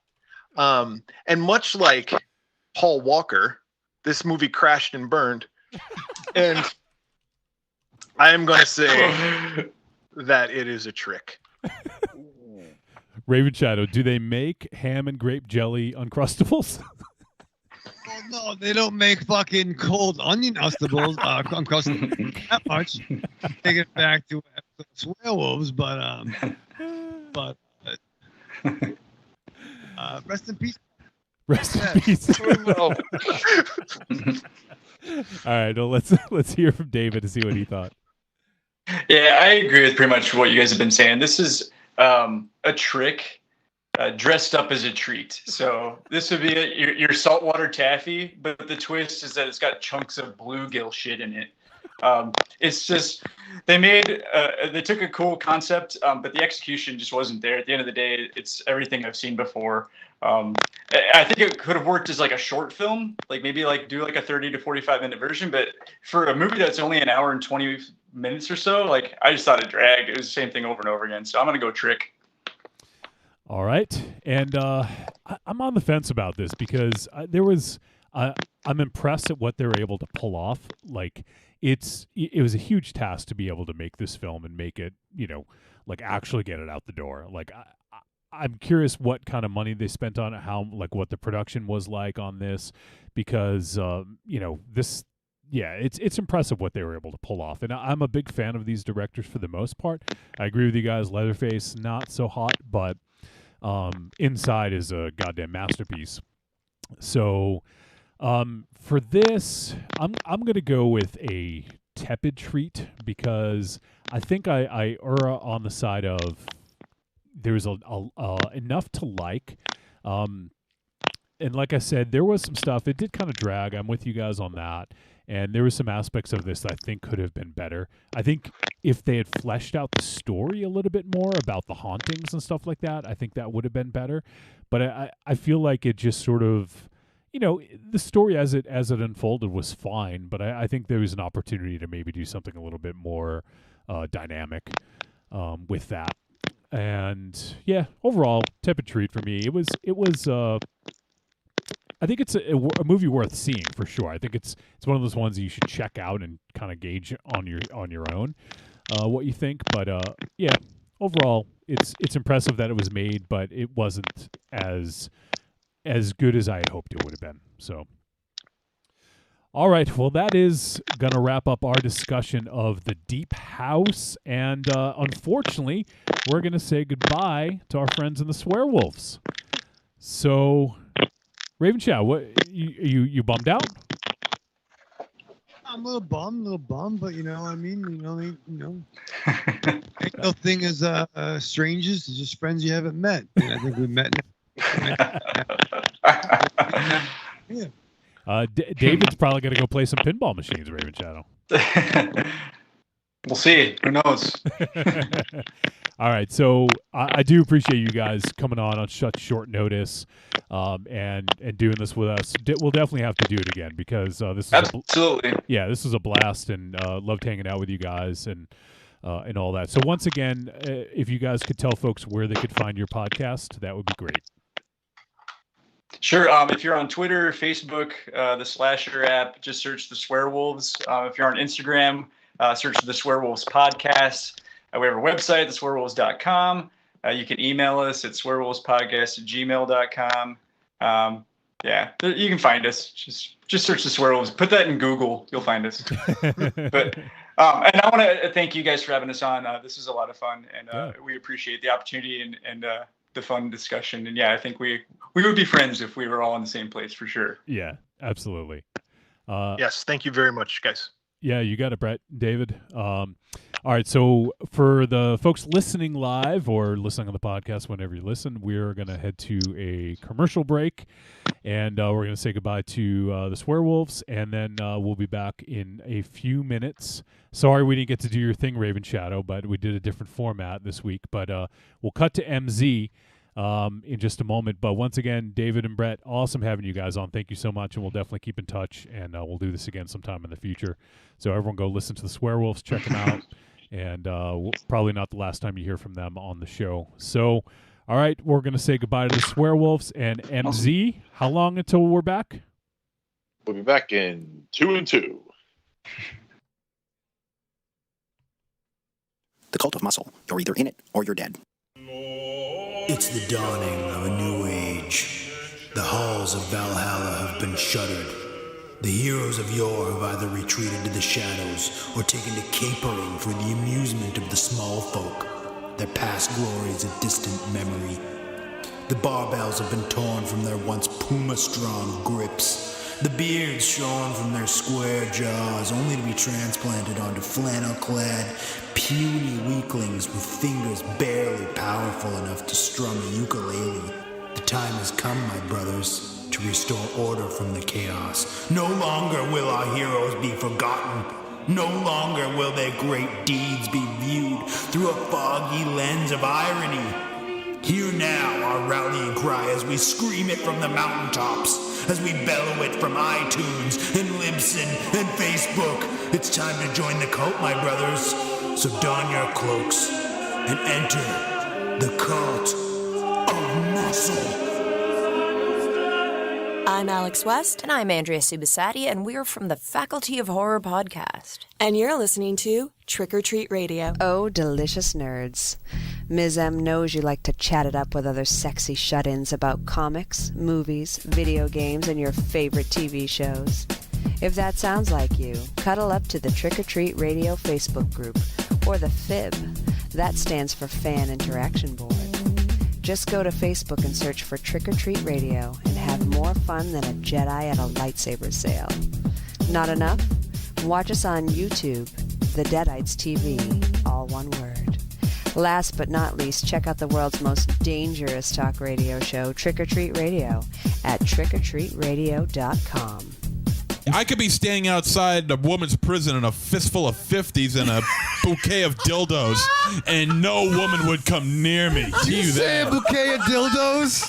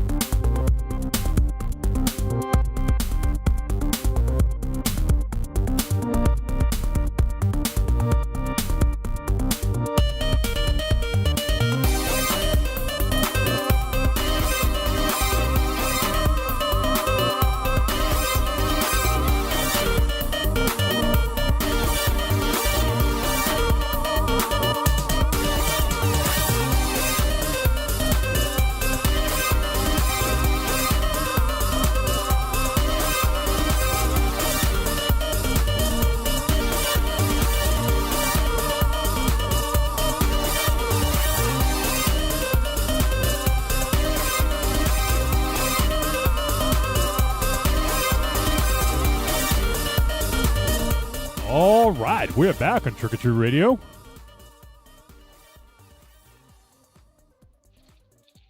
That was fun. What'd you guys think? Cool. Can you guys? Okay, I was gonna say, can you guys fucking hear me? Can you Yeah, hear me, they were Aries? good. You all They right? were fun. Oh yeah, no, Okay. it's a couple of fucking assholes. No, I'm kidding. No. Yeah, no, that was a lot of fun, and I'm glad we got a chance to hang out with those guys. And yeah, it's kind of crazy how, you know, we've had those connections before with like, you know, like Jim Smith or you know, Carando or some other guy or some of the other people we've met, and it seems like when you meet, it's just like, you know, like, where have you been? Like, surprised we weren't friends before. It really just felt like you were talking to just a couple of old friends you haven't seen in a while. It really was. It was a lot of fun. They're across the country, but they're fucking next door. I hope we get to speak with them again. Yeah, I'm sure we will. That, you know, that went pretty well, and those guys are really fun. So yeah, check out the Swearwolves, everybody. And yeah, Marion said just added Swearwolves to my Stitcher list. Those dudes are funny. So there you go. I'm trying to get The taste in film is a little questionable, though. But... Yeah, so is yours. So fuck off. Yeah, exactly. Hey, I have a unique palate when it comes to films. Yeah, but I just never heard anybody give a low rating to the Basket Case before. Well, you can imagine that's though the first time. that if they're seeing it for the first time now, you know, they have a whole lifetime of horror movies. You know, if you saw that when you were young, that was mind blowing. But now I could see it not really registering as much. You know. Yeah, but I mean, just the idea of not seeing it until now is really kind of surprising. I mean, it's. I mean, I can understand how some films can slip through the cracks of your viewing habits. You know, it's happened to all of us. You know, I mean, I didn't see Lost Boys until just a couple years ago. You know, or you didn't Wolfie, see. you still. Oh, what? I didn't see what? I was going to say, Wolfie, you still haven't seen The Sandlot. That's true. Which makes zero sense considering what a baseball fan you are. Yep. You know, so it's not a baseball movie. It is a baseball. Don't start. It is not. This has nothing to do with you. Get away from me. Get away from me. How is it a baseball movie? The Sandlot? Yes. Bunch of kids in a sandlot playing baseball. That's pretty much a baseball movie. It isn't a baseball movie. What is it then? It's a coming of age movie that involves baseball. Sake. Oh, for Christ's sake. Are you kidding? Baseball is a MacGuffin. Are you kidding me? No. Are you It's kidding? a MacGuffin. This is the same guy who says that horror is only a state of mind. We only put everything else every movie is something else with horror elements. Well, you know what? This is a baseball movie with coming of age elements. How about that? No, I never said horror was a state of mind. Yeah, I don't think he said that. No, well, all right, horror maybe he didn't say that, relevant. but you know what I mean. No, you know what I mean. Horror is relevant. This is a coming of age movie that involves baseball. Baseball is a MacGuffin to this movie. I want an egg MacGuffin. It's a baseball movie. An egg MacGuffin? Egg MacGuffin. It's a baseball movie. It's a baseball movie with a coming of age element. Oh boy, you guys are making me not want to see the movie at all. So I apologize for that because it is a very good movie. It is a very enjoyable watch. Oh, it's a great flick. I love it. MZ, it's funny. I want you to explain. This is a baseball movie, so I want you to explain in the finale of this movie, the team that won now lost. Explain how that changes the movie. What? In the movie, what are you talking about? it's a baseball movie, so there's two teams that play. So in the movie, the team that won, now that team lost. So explains how that changed the movie. I have no. Have you even seen the movie? Yes, I have seen the movie. I have no idea what. I have no idea what you. There's only one point. There's only one time in the film in which two teams are playing against each other. Yep. And it isn't in the climax, so how can that be a baseball movie? Just because it's not in the climax doesn't mean it's not a baseball movie. Oh boy. The climax of the movie does not This involve is incredible. baseball. I try to make a point with what films have fallen through the cracks of our viewership, and Aries has all of a sudden become king asshole for the night. I mean, what the hell is his deal? No, not for the night. I hold that crown. It's just over here. You want me to go get it? I'll pull the scepter out of your ass and shut It's the a fuck giant crown. Sandlot is not a baseball movie. It's a coming-of-age movie that involves baseball. The films that pass through our viewership, and I'm just surprised that. I mean, I don't know how old those guys are. I imagine late 20s, early 30s. They are our age. Are they really? Yes. I have no idea. That movie would fall through the cracks. I mean. MZ, I'm going to blow your mind once again. MZ, I'm going to blow your mind again. I've never seen Basket Case. You going to blow my what?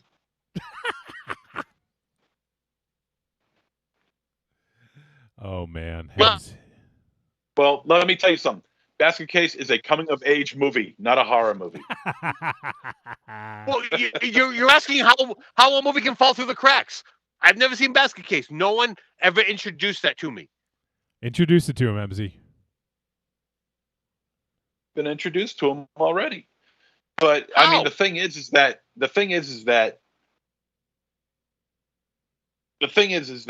when it comes to horror is not highly essential in your life. You know, I mean, you watch horror films, you enjoy them, you like them, okay, great, but it's not like essential in your life. You know. Like for me, horror is essential in my life. I must have it. You know, same with the Swearwolves. The Swearwolves. Same with the Swearwolves. They want horror is their life as well, as far as I'm presuming, as considering their no, apparently knowledge of the subject. They like pinball as well, the video games. Yeah, cool pinball games too, by the way. But I am less surprised that it's slipped through your cracks than it's slipped through their cracks. Why? Because honestly you don't come across as a big horror fan to me. You enjoy horror, you like horror, but you're not. But you don't want to. What about me is different than them? You've known me longer than you know them. Yeah, true. So why is it harder to believe that I haven't seen it, or they haven't seen it more than me? I don't know. Maybe it's just what's the matter now, Wolfie? This is our tangent. We've gotten the guests out of the way. This is what we're doing now. Maybe Shadow go smoke because this is going to be a couple minutes. No, I mean, because they just come across as being people who have seen a lot of horror, but just this big time classic Basket Case, and it is a legit classic flick. That's an opinion. Yeah, but you didn't see. No, that's a fact. It's in the Museum of Modern Art, for Christ's sake. Let it's Raven in the Museum of Modern Art. Let Raven talk. Yes, it is. Let Raven talk. You didn't see Raiders of the Lost Ark until you were like 38, and that would have been on TNT, various cable channels every holiday. You didn't see that movie. No, I didn't. I and you're giving me too much credit. I didn't see it until sometime maybe I think I was like maybe it was 40. We were doing the 45. show. We were doing the show, so it was at least about 9 years ago, probably 9 years ago. All right, so 41, maybe 41. I was in my early 40s by the time I finally saw it. Yeah. But how do you avoid that? How do you avoid that? Like, it's it's not difficult. You just don't have any interest in it. No, but I don't have interest. And I didn't see it till I was like 41, 42. I didn't have any interest before then. I have no interest in seeing the sequels. I saw the movie, it was fine. Okay. No interest in the sequels at all. I have yet to even see the sequels. I mean, I knew of the pop culture references that everyone speaks of, and like the guy with the Arabian sword swinging it around, and then his Indy shoots him, just takes him and shoots him, or the propeller of the plane coming up behind the guy, ripping the guy to shreds, or the melting Nazis or shit like that, or the big rolling boulder, chasing after him. I get that, because I've seen it in pop culture, but until I saw the movie at that point, I had no idea what it was attached to, what it was, what the what it was, context. What it was reference. Yes, thank you. That's the word I was trying to think. Context. What the context was. And since then, I okay, well, I guess it's time to go back to my Cheerios. It did nothing for me. Go back to your Cheerios. Yeah, go back to your Cheerios. What kind of Cheerios? Just regular?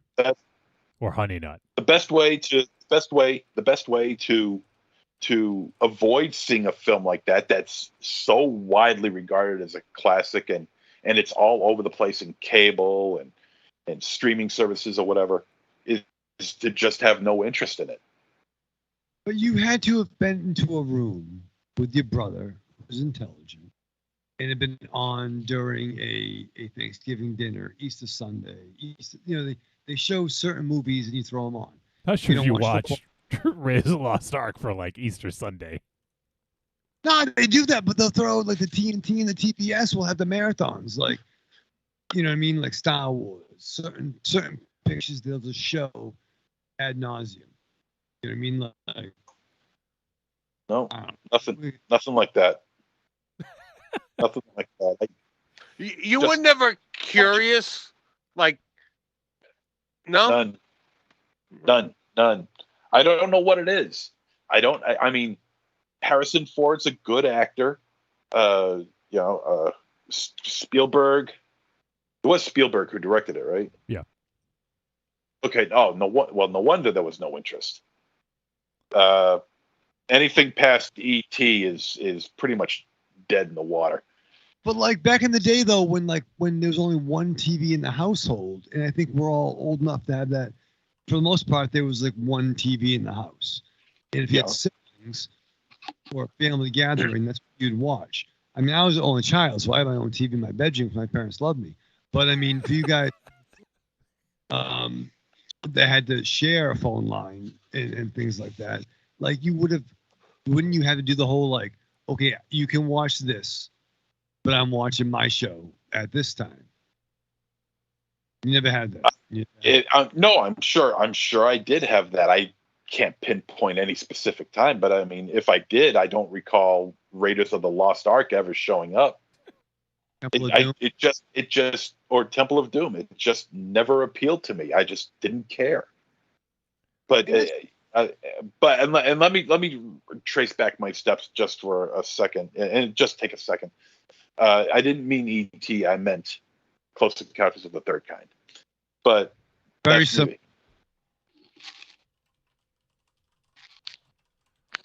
I didn't mean E.T. I meant the Duel. Perfect. One was a giant truck. Well, I mean, E.T. and Close Encounters are a little bit closer than Duel, Raven Shadow. Yeah. All right, so Duel is. I wanted to read what Corny said. Corny said, "I really don't like Basket Case. Doesn't do anything for me." What do you got to say about Corny? It's a shame. It's a shame. I think he's full of shit, but that's a shame if he's telling the truth. Full of shit? Why is he full of shit? Why do you think he's full of shit? Because why would he? Because I like calling him out on things like that. All right. I mean, what kind of an? No. Why are you calling him out? Will you knock your crap off? I'm not knocking I'm calling you out on your fucking shit.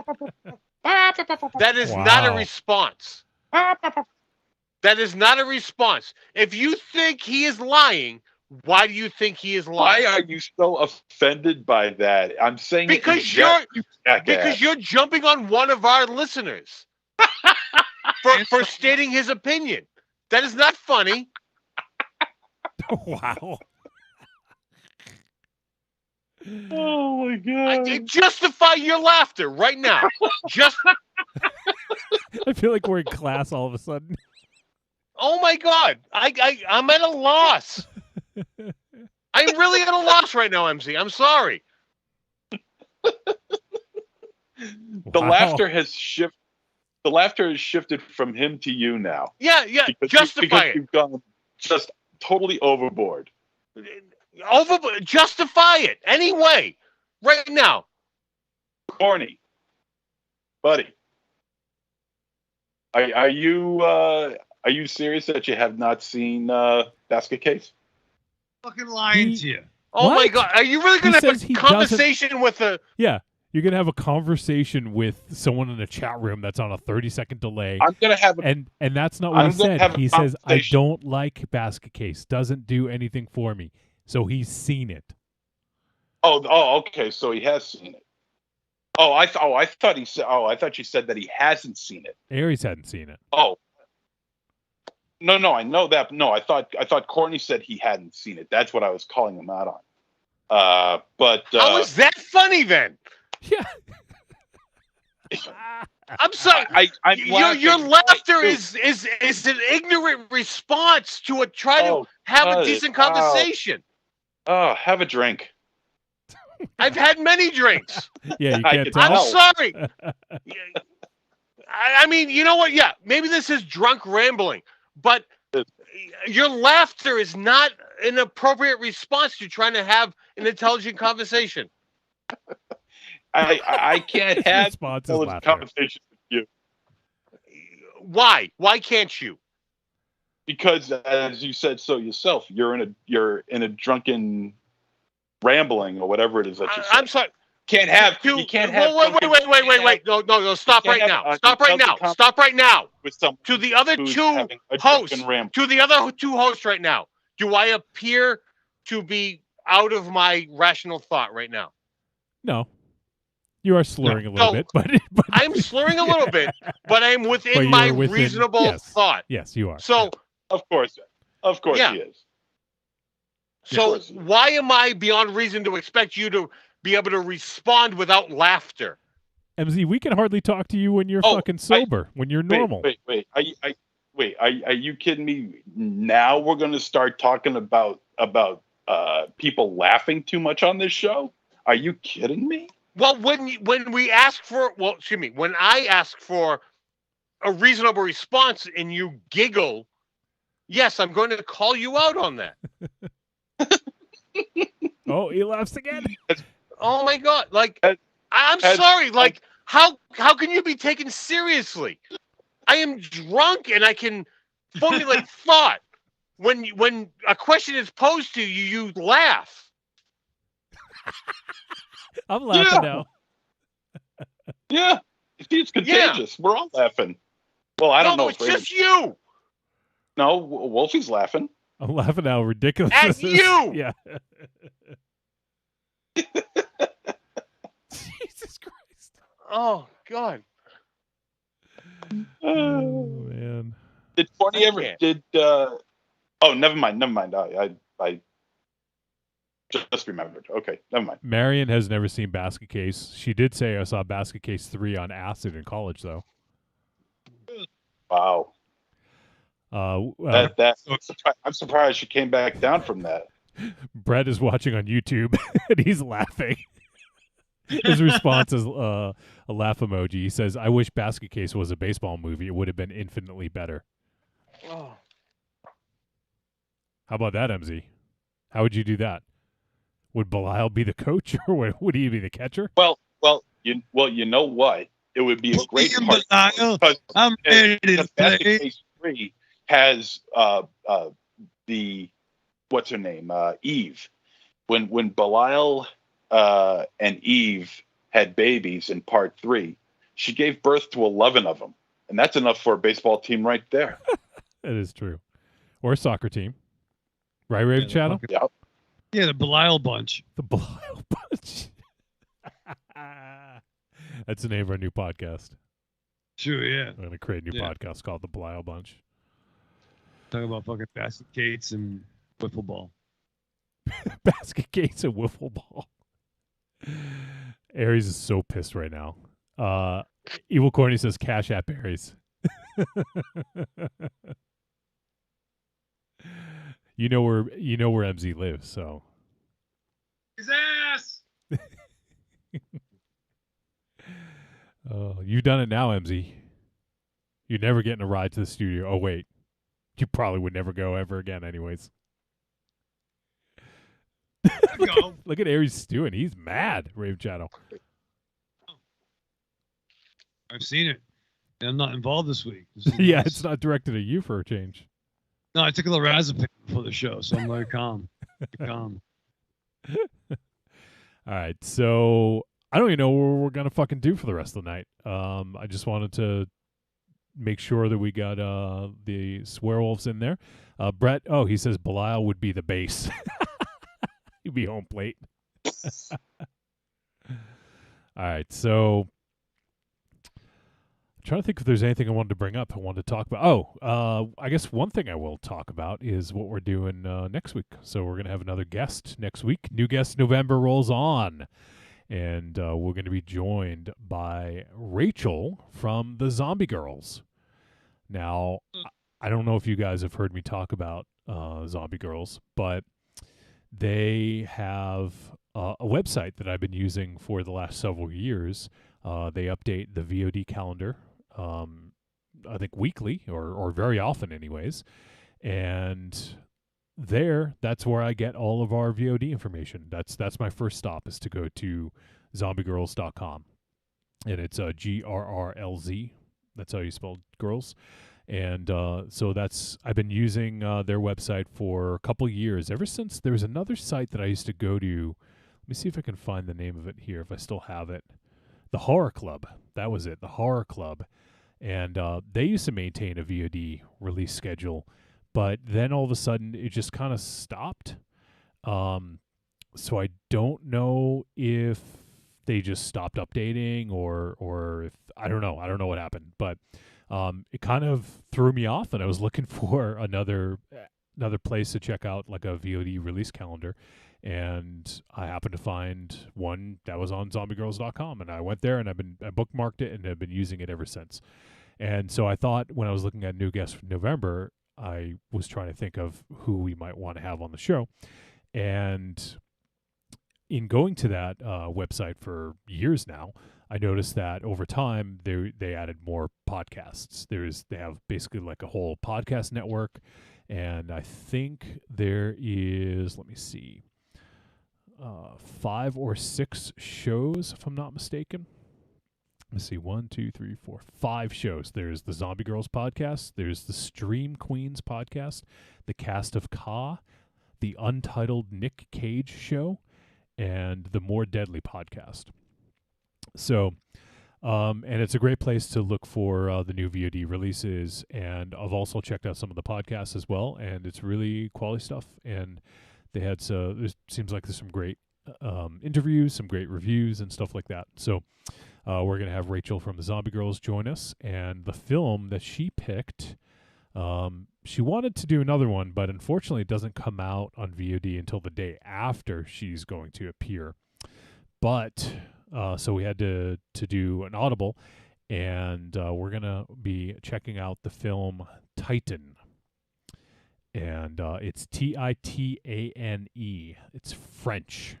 I believe that's how you say Titan. Let me look. I'm going to look up a pronunciation here, Raven Shadow. What do you think? Do you think it's Titan? Do you think it's Titan? What do you think, Raven Shadow? Le Titan. Let's see. Le Titan. Titan. There you go. Le Titan. La Titan, Raven Shadow. Say it. Oh, I like to touch your La Titans. Le Titan. So, Who's that? That's it's the French pronunciation on Wiktionary.org. Wiktionary? Yeah. Le Titan. Wiktionary. Le Titan. Titan. La Titan. You gotta say it just like that now. La Teen Titans. La Teen Titans. La Teen Titans. Let me find another one. Here's another pronunciation. Let's see. La Robin. La Robin. Jesus Christ. Viva la Cyborg. Here's another one. Let's see. Titani. Titani. Titani. He doesn't sound French. I don't believe it. No, he sounds more like fucking, you know. This sounds like I don't know, Tony from down the street, Raven Shadow, huh? Yeah, from the block. Yeah, you know from the what block. I mean? Tony Like from the block. the tiny plates, you know, on the fucking earth and the ships on the axis. You know, cause Jesus Christ. Let me see if I can find another one. Here's another one. Well, it doesn't work. Okay, so that one doesn't work. Let me try one more. All right, here we go. That one doesn't work either. All right, fuck it. So, La Titan, Raven Shadow. Titan. Titan. I mean, I'm not French, but I do kiss that way. So Titan. Le Titan. Le Titan. We need a French lesson next week, Raven Shadow. Did you ever take French in school? language lessons. Yeah, no, I mean a couple of them was, you know what I mean, but that's not what I asked. I think it is. Love. The language of love. Lesson. Yeah. Love. Love. And to drink, Peru.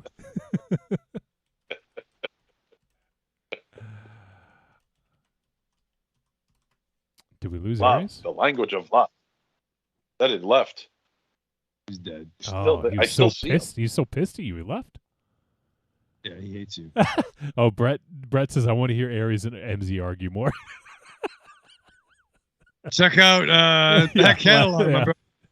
It's usually Raven Shadow, or lately it's been Raven Shadow and Aries, but we're fine. Aries and I go back a long way, and that was the first time we've ever had conflict. And I think it worked out. I doubt that. I don't think, no, that was really the first time we ever really had, we got into it with each other. In 30-something years, that's the first time? Yeah, Aries, I was 15 or maybe 16. And I'll be 45 in December. So yeah, that might be our only scufflebutt. Scufflebutt. All right. Well, we did lose Aries. I don't know if he left on purpose, or if he had internet issues. But well, I still see his picture. I mean, I know because he's fucking frozen. Yeah. Yeah. You would do really well in fucking finding Waldo. Where's Waldo? That's what usually happens when people freeze. The image stays and they go. Yes, I know. Maybe we could do like Weekend at Aries. Monster Zero, and I can go pick him up and we'll drag him around and have adventures. Bring him over to the studio. Put stuff in his. Creepy Girl is not happy that that there's fighting. She says, "Oh my gosh, you guys are fighting, picking on my MZ." And she did a sad face. And then she said, "I like basket case." There you go. See, someone with style and class, and someone who knows what they like. So has Aries? Yeah, but I question her taste. If you're her favorite. I do too, to be quite honest. Yeah. But you know. Well, then maybe we could have a Friday where MZ and Aries comes over like gentlemen, and we watch Basket Case. Would that be nice? That would be nice.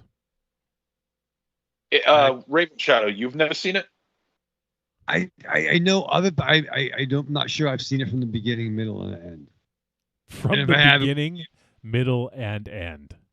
Oh, well, luckily for you, Raven Shadow, this film has a beginning, middle, and end. So Yeah, you can but cram all three into one film.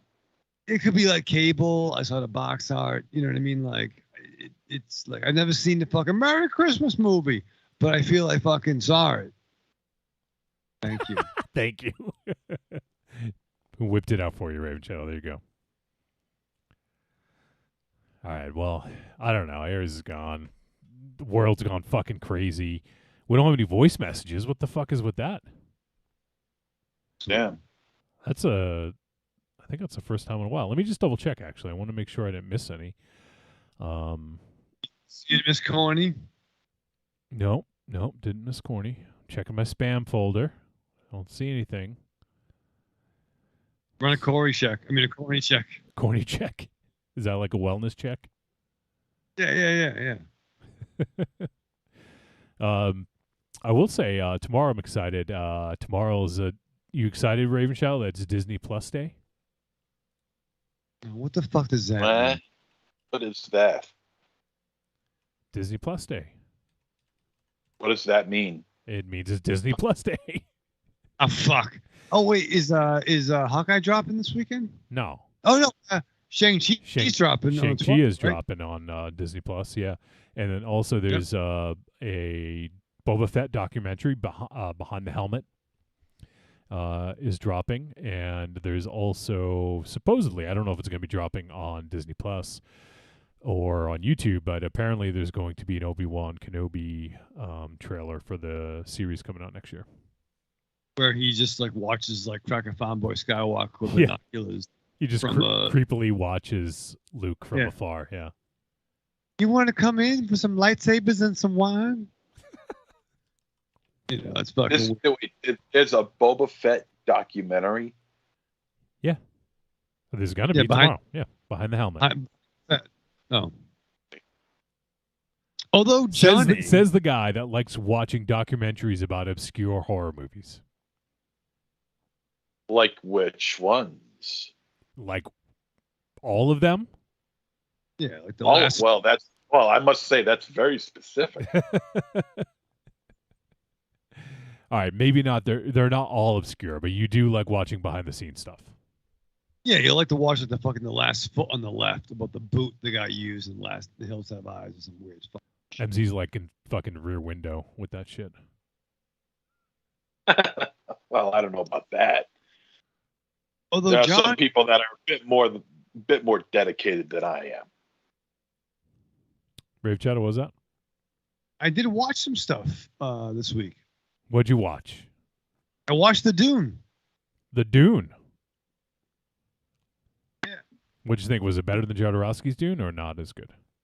Well, nothing's better than fucking Steven Spielberg's Jodorowsky's Dune. I mean, that's a fucking masterpiece. But no, my buddy Nate came over from the shop. Hung out with some of my shop, friends, and we watched The Dune on the HBO Max. And here's the thing, I'm glad he was there because he read the books. Have you seen it, Johnny? Any idea? I haven't seen it yet. Well, yeah, I have interest. I just haven't seen it yet. I don't have. Was it 2.5 hours? I think. Yeah, overall it was fairly breezy. The cast is fucking incredible, and it looks beautiful. It does look fucking great. Yeah, Denis Villeneuve he's a great director. So, but I think what it was lacking was exposition for any normie who hasn't read the books. Yeah, and this shit that I'm glad I watched it with Nate, who was like, oh no, this is the reason why they wear these shields, and that's why they use melee weapons to their combat. And he explained what the spice was. So they're really, aside from a little bit of intro, I struggle with how normies would understand what this is. Do you want to try some of the spice, Raven Shadow? Oh yeah, I do, because it's like fucking like Coke and fucking other shit. Like I will do spice like a motherfucker. Do you know what the spice is? I'll tell you what the spice is. Yeah, tell me. What is it? No, because like I'm paraphrasing, But in this world, which it's really fucking nerdy, but my understanding is that essentially like Judgment Day happened, right? Judgment Day happened, and the robots took over. And when the humans fought back, there's no fucking computer shit going on. So all the technology they have is all fucking manual. It's all fucking manual transmissions. But if you're gonna fly intergalactic fucking areas, places, you gotta fucking get your spice on. So it's like basically it's like, I don't want to clean my house, do a couple of lines. I'm gonna fucking paint my fucking house. So they do that to get to the fucking. So it gives you motivation. Is that what you're saying? It's like fucking space Coke, Desert Coke. But if you're a person with like mind powers, it'll enhance that. And it is very much like Game of Thrones. There's various, clans, and there's monopolies. Like there's like if you're in the fucking mining guild, only your crew gets to mine. That kind of stuff. So, but the movie didn't really cover a lot of that. But I highly recommend if you can watch Dune with Nate, it'll be a fun time. All right, give me Nate's number. I'll give him a call. Yeah, he's going to 5. See if he can come down here to Maryland. It'd be fun. He's like a Joey Schramm, but a little more fucking out of his fucking mind. You'd like him. But then Johnny, after we watched the Dune, and it's part 1 of Dune, by the way, great cast. Even has the Polka Dot Man, Dave Bautista, Aquaman. Why'd you call him the Polka Dot Man and then call out Dave Bautista and not like, one of his characters? Well, Dave Barista. Well, Dave Barista, yeah. Now he's that, yeah. It's got Javier, that dude. What? Javier Bardem? Yeah, No Country for Old Men. Yeah. He's there. Cameron Poe's involved. Everybody. MZ, are you excited to see this? You're like glossing over. Because you know what it is. I tried watching the original Dune, the David Lynch flick, and it was a huge spectacle, giant scope of the film, and I could never understand the love of this movie. I mean, it's got a rabid fan base. Small as it is, it's got a fan base, a definite fan base. And small as it is, Dune's huge. But it's not Star Wars or Star Trek. No. It's but it's around like the books are, It's a passionate. Well, the books, yeah. There's like a ton of books. It's the testament of sci-fi. But I can never I can't understand the love of it because I tried watching it and it was just a mess, really, to me anyway. This one looks like it could be good, but they don't tell. But I've heard a lot of bad, a lot of good. I from what I've seen online, back and forth, might be good, might be bad. I don't know. They don't tell you that spice comes from the worms when they die, and they gotta harvest the fucking worms when they fucking die in the sand. Fucking pull that shit in. All right. Enough about the fucking spice. Brett asks us, did anyone see The Eternals? I have not. Did you see Raven Shadow? No, you didn't see it because you have to see it in the movie theater. You ain't going to the movie theater. No, I mean, and here's the thing about The Eternals. Like, I like two Eternals. I like Makari, who was the ginger speedster that was best friends with Quasar for a while. Quasar, old friend. Yeah, I love make some Quasar. And they do gender swap Makari. I'm not going to fucking die on that hill, whatever the fuck. I like Cersei when she was a bad girl joining the Avengers. And hanging out when the Black Knight, Dane Whitman led the team. And I'm excited that Black Knight's in this picture. Martin Lawrence, Black Knight? Martin! No. MZ would go see it in that case. No. TV's fucking Jon Snow. Oh, right. Yeah. TV is the Jon Black Snow. HBO's Jon Snow. So I love the Black Knight. I like Cersei. I like Makari. I like the Inhumans more than the Eternals. I mean, it's fucking ridiculous that this is a fucking thing. And I think the first Marvel picture that's kind of getting some criticism. But, No, it's not the first. I think it is. It's the first one that's maybe getting some slightly Thor: negative. Dark World is universally panned. Dark World was not terrible. It Well, had to fucking, you, but when you ask people what their least favorite is, that's one that comes up. That and Iron Man 3 often. but maybe at least, but still all made money, to my understanding. This one did well. It led the box office. I mean, I don't know what, for whatever it's worth. I think it was the 4th highest grossing film this year, which, once again, for whatever that's worth. Yeah, right. I mean, I'm pretty sure some of our NCW fucking matches could be at least 5th in the fucking world. Because there's nothing. But no, I'm a lifelong comic fan. Eternals were never really my bag. I like 2 of them. All right. So you haven't seen it. No one's seen it. Okay. So no, Brett, we haven't seen it. But what I did watch, Johnny, was the first episode of Star Wars Visionaries or Legends, whatever the fuck that was. Visions. Yeah, what'd you think? That was the duel. Oh my God, the Japan, like manga style, Japanese animation. Yep. Lone Wolf and Cub, Lone Wolf and Droid. You like that one? That was fucking killer, dude.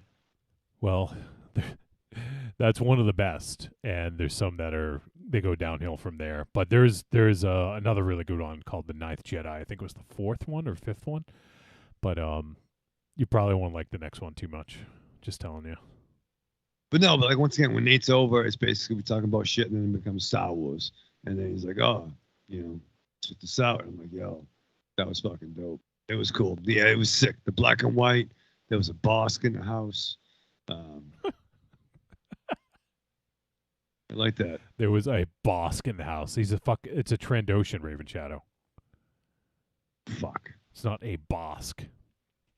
It's Transdoshan. I don't fucking.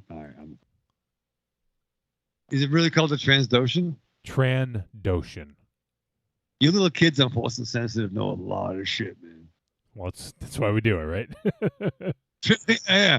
Oh, okay. Let's bring it back to horror. Actually, this is a good one. Creepy Girl says, I watched the new Dexter, and it was awesome. Do you guys have any interest in checking out the new Dexter? I talked to a person who watched it. I know a guy. I know a guy who watched it. Okay. And what did this guy say? Nah. Apparently. Nah. Well, it was filmed right down the road from MZ's, where MZ is standing right now, or sitting rather. Yeah, it was filmed about maybe a half mile from where I am right now. Yeah. I can't believe Dexter filmed in fucking Massachusetts, in Grafton, no less. Right? Kind of bizarre. Yeah, it is. Weird. I mean, I don't know what it is around here that would make them think that. But I mean, it's not like films have never been filmed here before. I mean, they have. Well, Massachusetts is trying to build up the. They're trying to be the East Coast Hollywood. Obviously, it's not going to work, but they have tax credits and things like that, and make it more sort of like appealing for production companies. And they have there is some production companies in Massachusetts now that will help. To do some of the legwork of scouting and the production side of things. Yeah. I mean, I never saw any of the original Dexter, so I couldn't. I'm actually comment, kind of surprised. I don't know. For some reason, it just didn't appeal to me. It's the first 3 seasons are amazing. I like the entirety of this of the series. I liked all of it, but the first 3 seasons I feel like were the peak, like really good shit. The first season especially is really good. The second gets pretty intense. So I really enjoy Dexter. Yeah, I'm curious. I'll probably let a few build up. I don't have Showtime, so I'll probably let a few build up and maybe check it out then. Yeah, Marion says tax rebates. That's exactly it. They have, they have lots of tax rebates, so things end up being cheaper, and a lot of times productions were going to Georgia, like Atlanta, but now that they have some whack ass political stuff going down there, I think people are seeking other places to film. So see some Marvel productions up in the Northeast. yeah, they're going to be at your work, Raven Shadow. Listen, at the smoke shop down the street from your work. Across the street. Bro. Across the street, sorry. So I don't know. There's not a lot much going on. A little weird having sort of the talky part of the show at the end, but figured we'd spend a little time shooting the shit since we don't have any voice messages, and Aries abandoned us. You better check on him, Raven Shadow. We need a wellness check on Aries. See if he's okay. Yeah, I could send him a text so he doesn't respond back again. Yeah, invite him over. You know, I was gonna. Say no.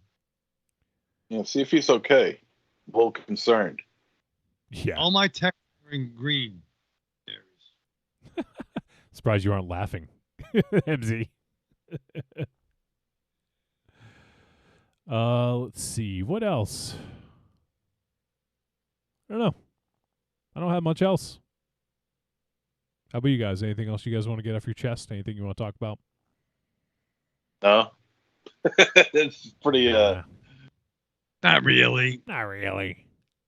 I don't know. I gotta say, no. I dig those. I dig those Swearwolf cats. I like them. I like that. Yeah. They derail. They shoot the shit, and like I said, I could see some similarities. Yeah, no, definitely good dudes. What was that, It's MZ? obvious. There's obvious similarities. I mean, yeah, no, definitely good dudes. I'm excited that we get a chance to connect with those guys, and I'm looking forward to having a Titanic team up again. Oh, I guess next week we're doing a Titan team up, right? Raven yes, Shadow? so. Is that what you'd say?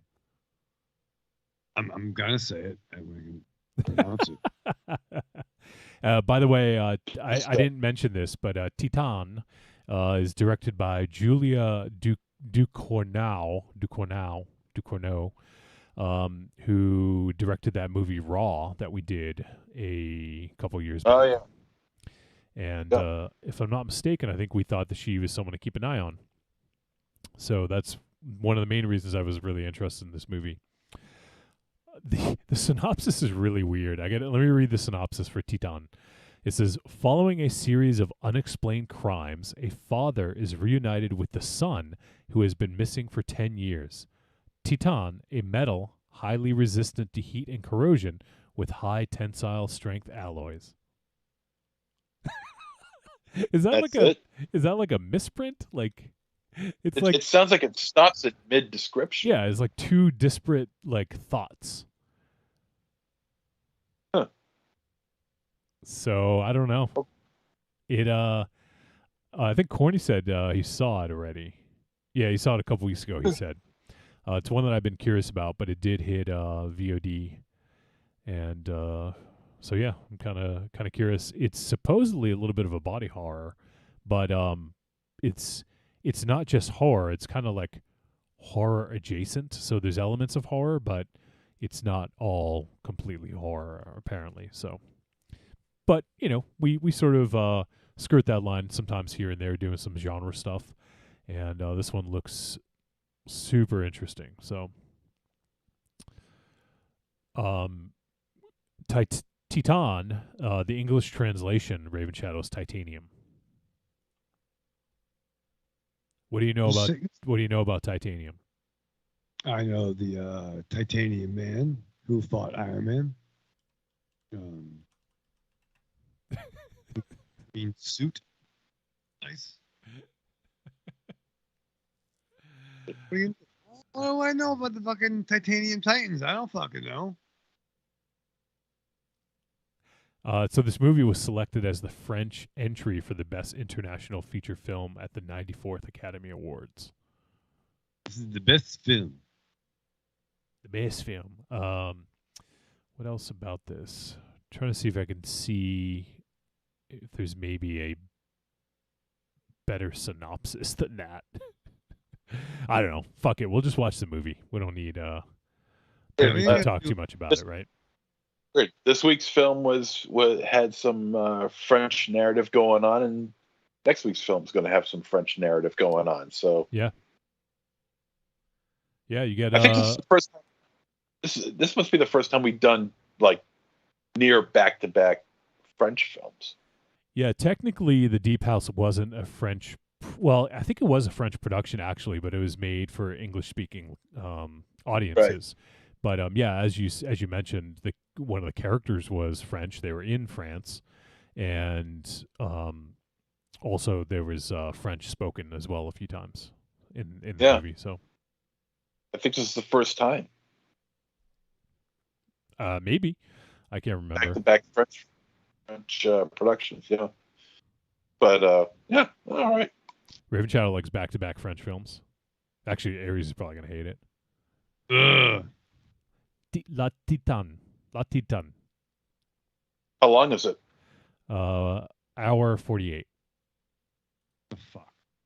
Hour 48? And 108 minutes, Raven Shadow. Same thing. Okay. Le Titan. Le Titan. Le Titan. How do they talk like that, Raven Shadow? How do they do it? Le Titan. I don't know. I ain't his fucking biographer. All right. I think we're done. We're running low on energy. Aries is gone. It really kind of dimmed the lights of the room, so to speak. So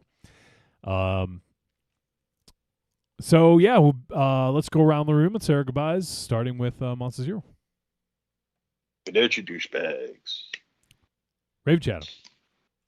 Yo, big up Swearwolves. Keep on swearing. Live fast, love hard, survive with the man. All right. Yeah, big shout out to Brett and David from the Swearwolves. Go check them out. Those guys are fucking awesome. And it was a blast just get a chance to hang out with them and shoot the shit, talk about a film. And I'm sure it probably won't be the last time we do that with those guys. Look to having them back on sometime soon. And who knows? Maybe when things get more back to normal, we'll all be at the same convention. Meet in the middle, Raven Shadow. Where's the middle between Arizona and the East Coast? The Mason-Dixon.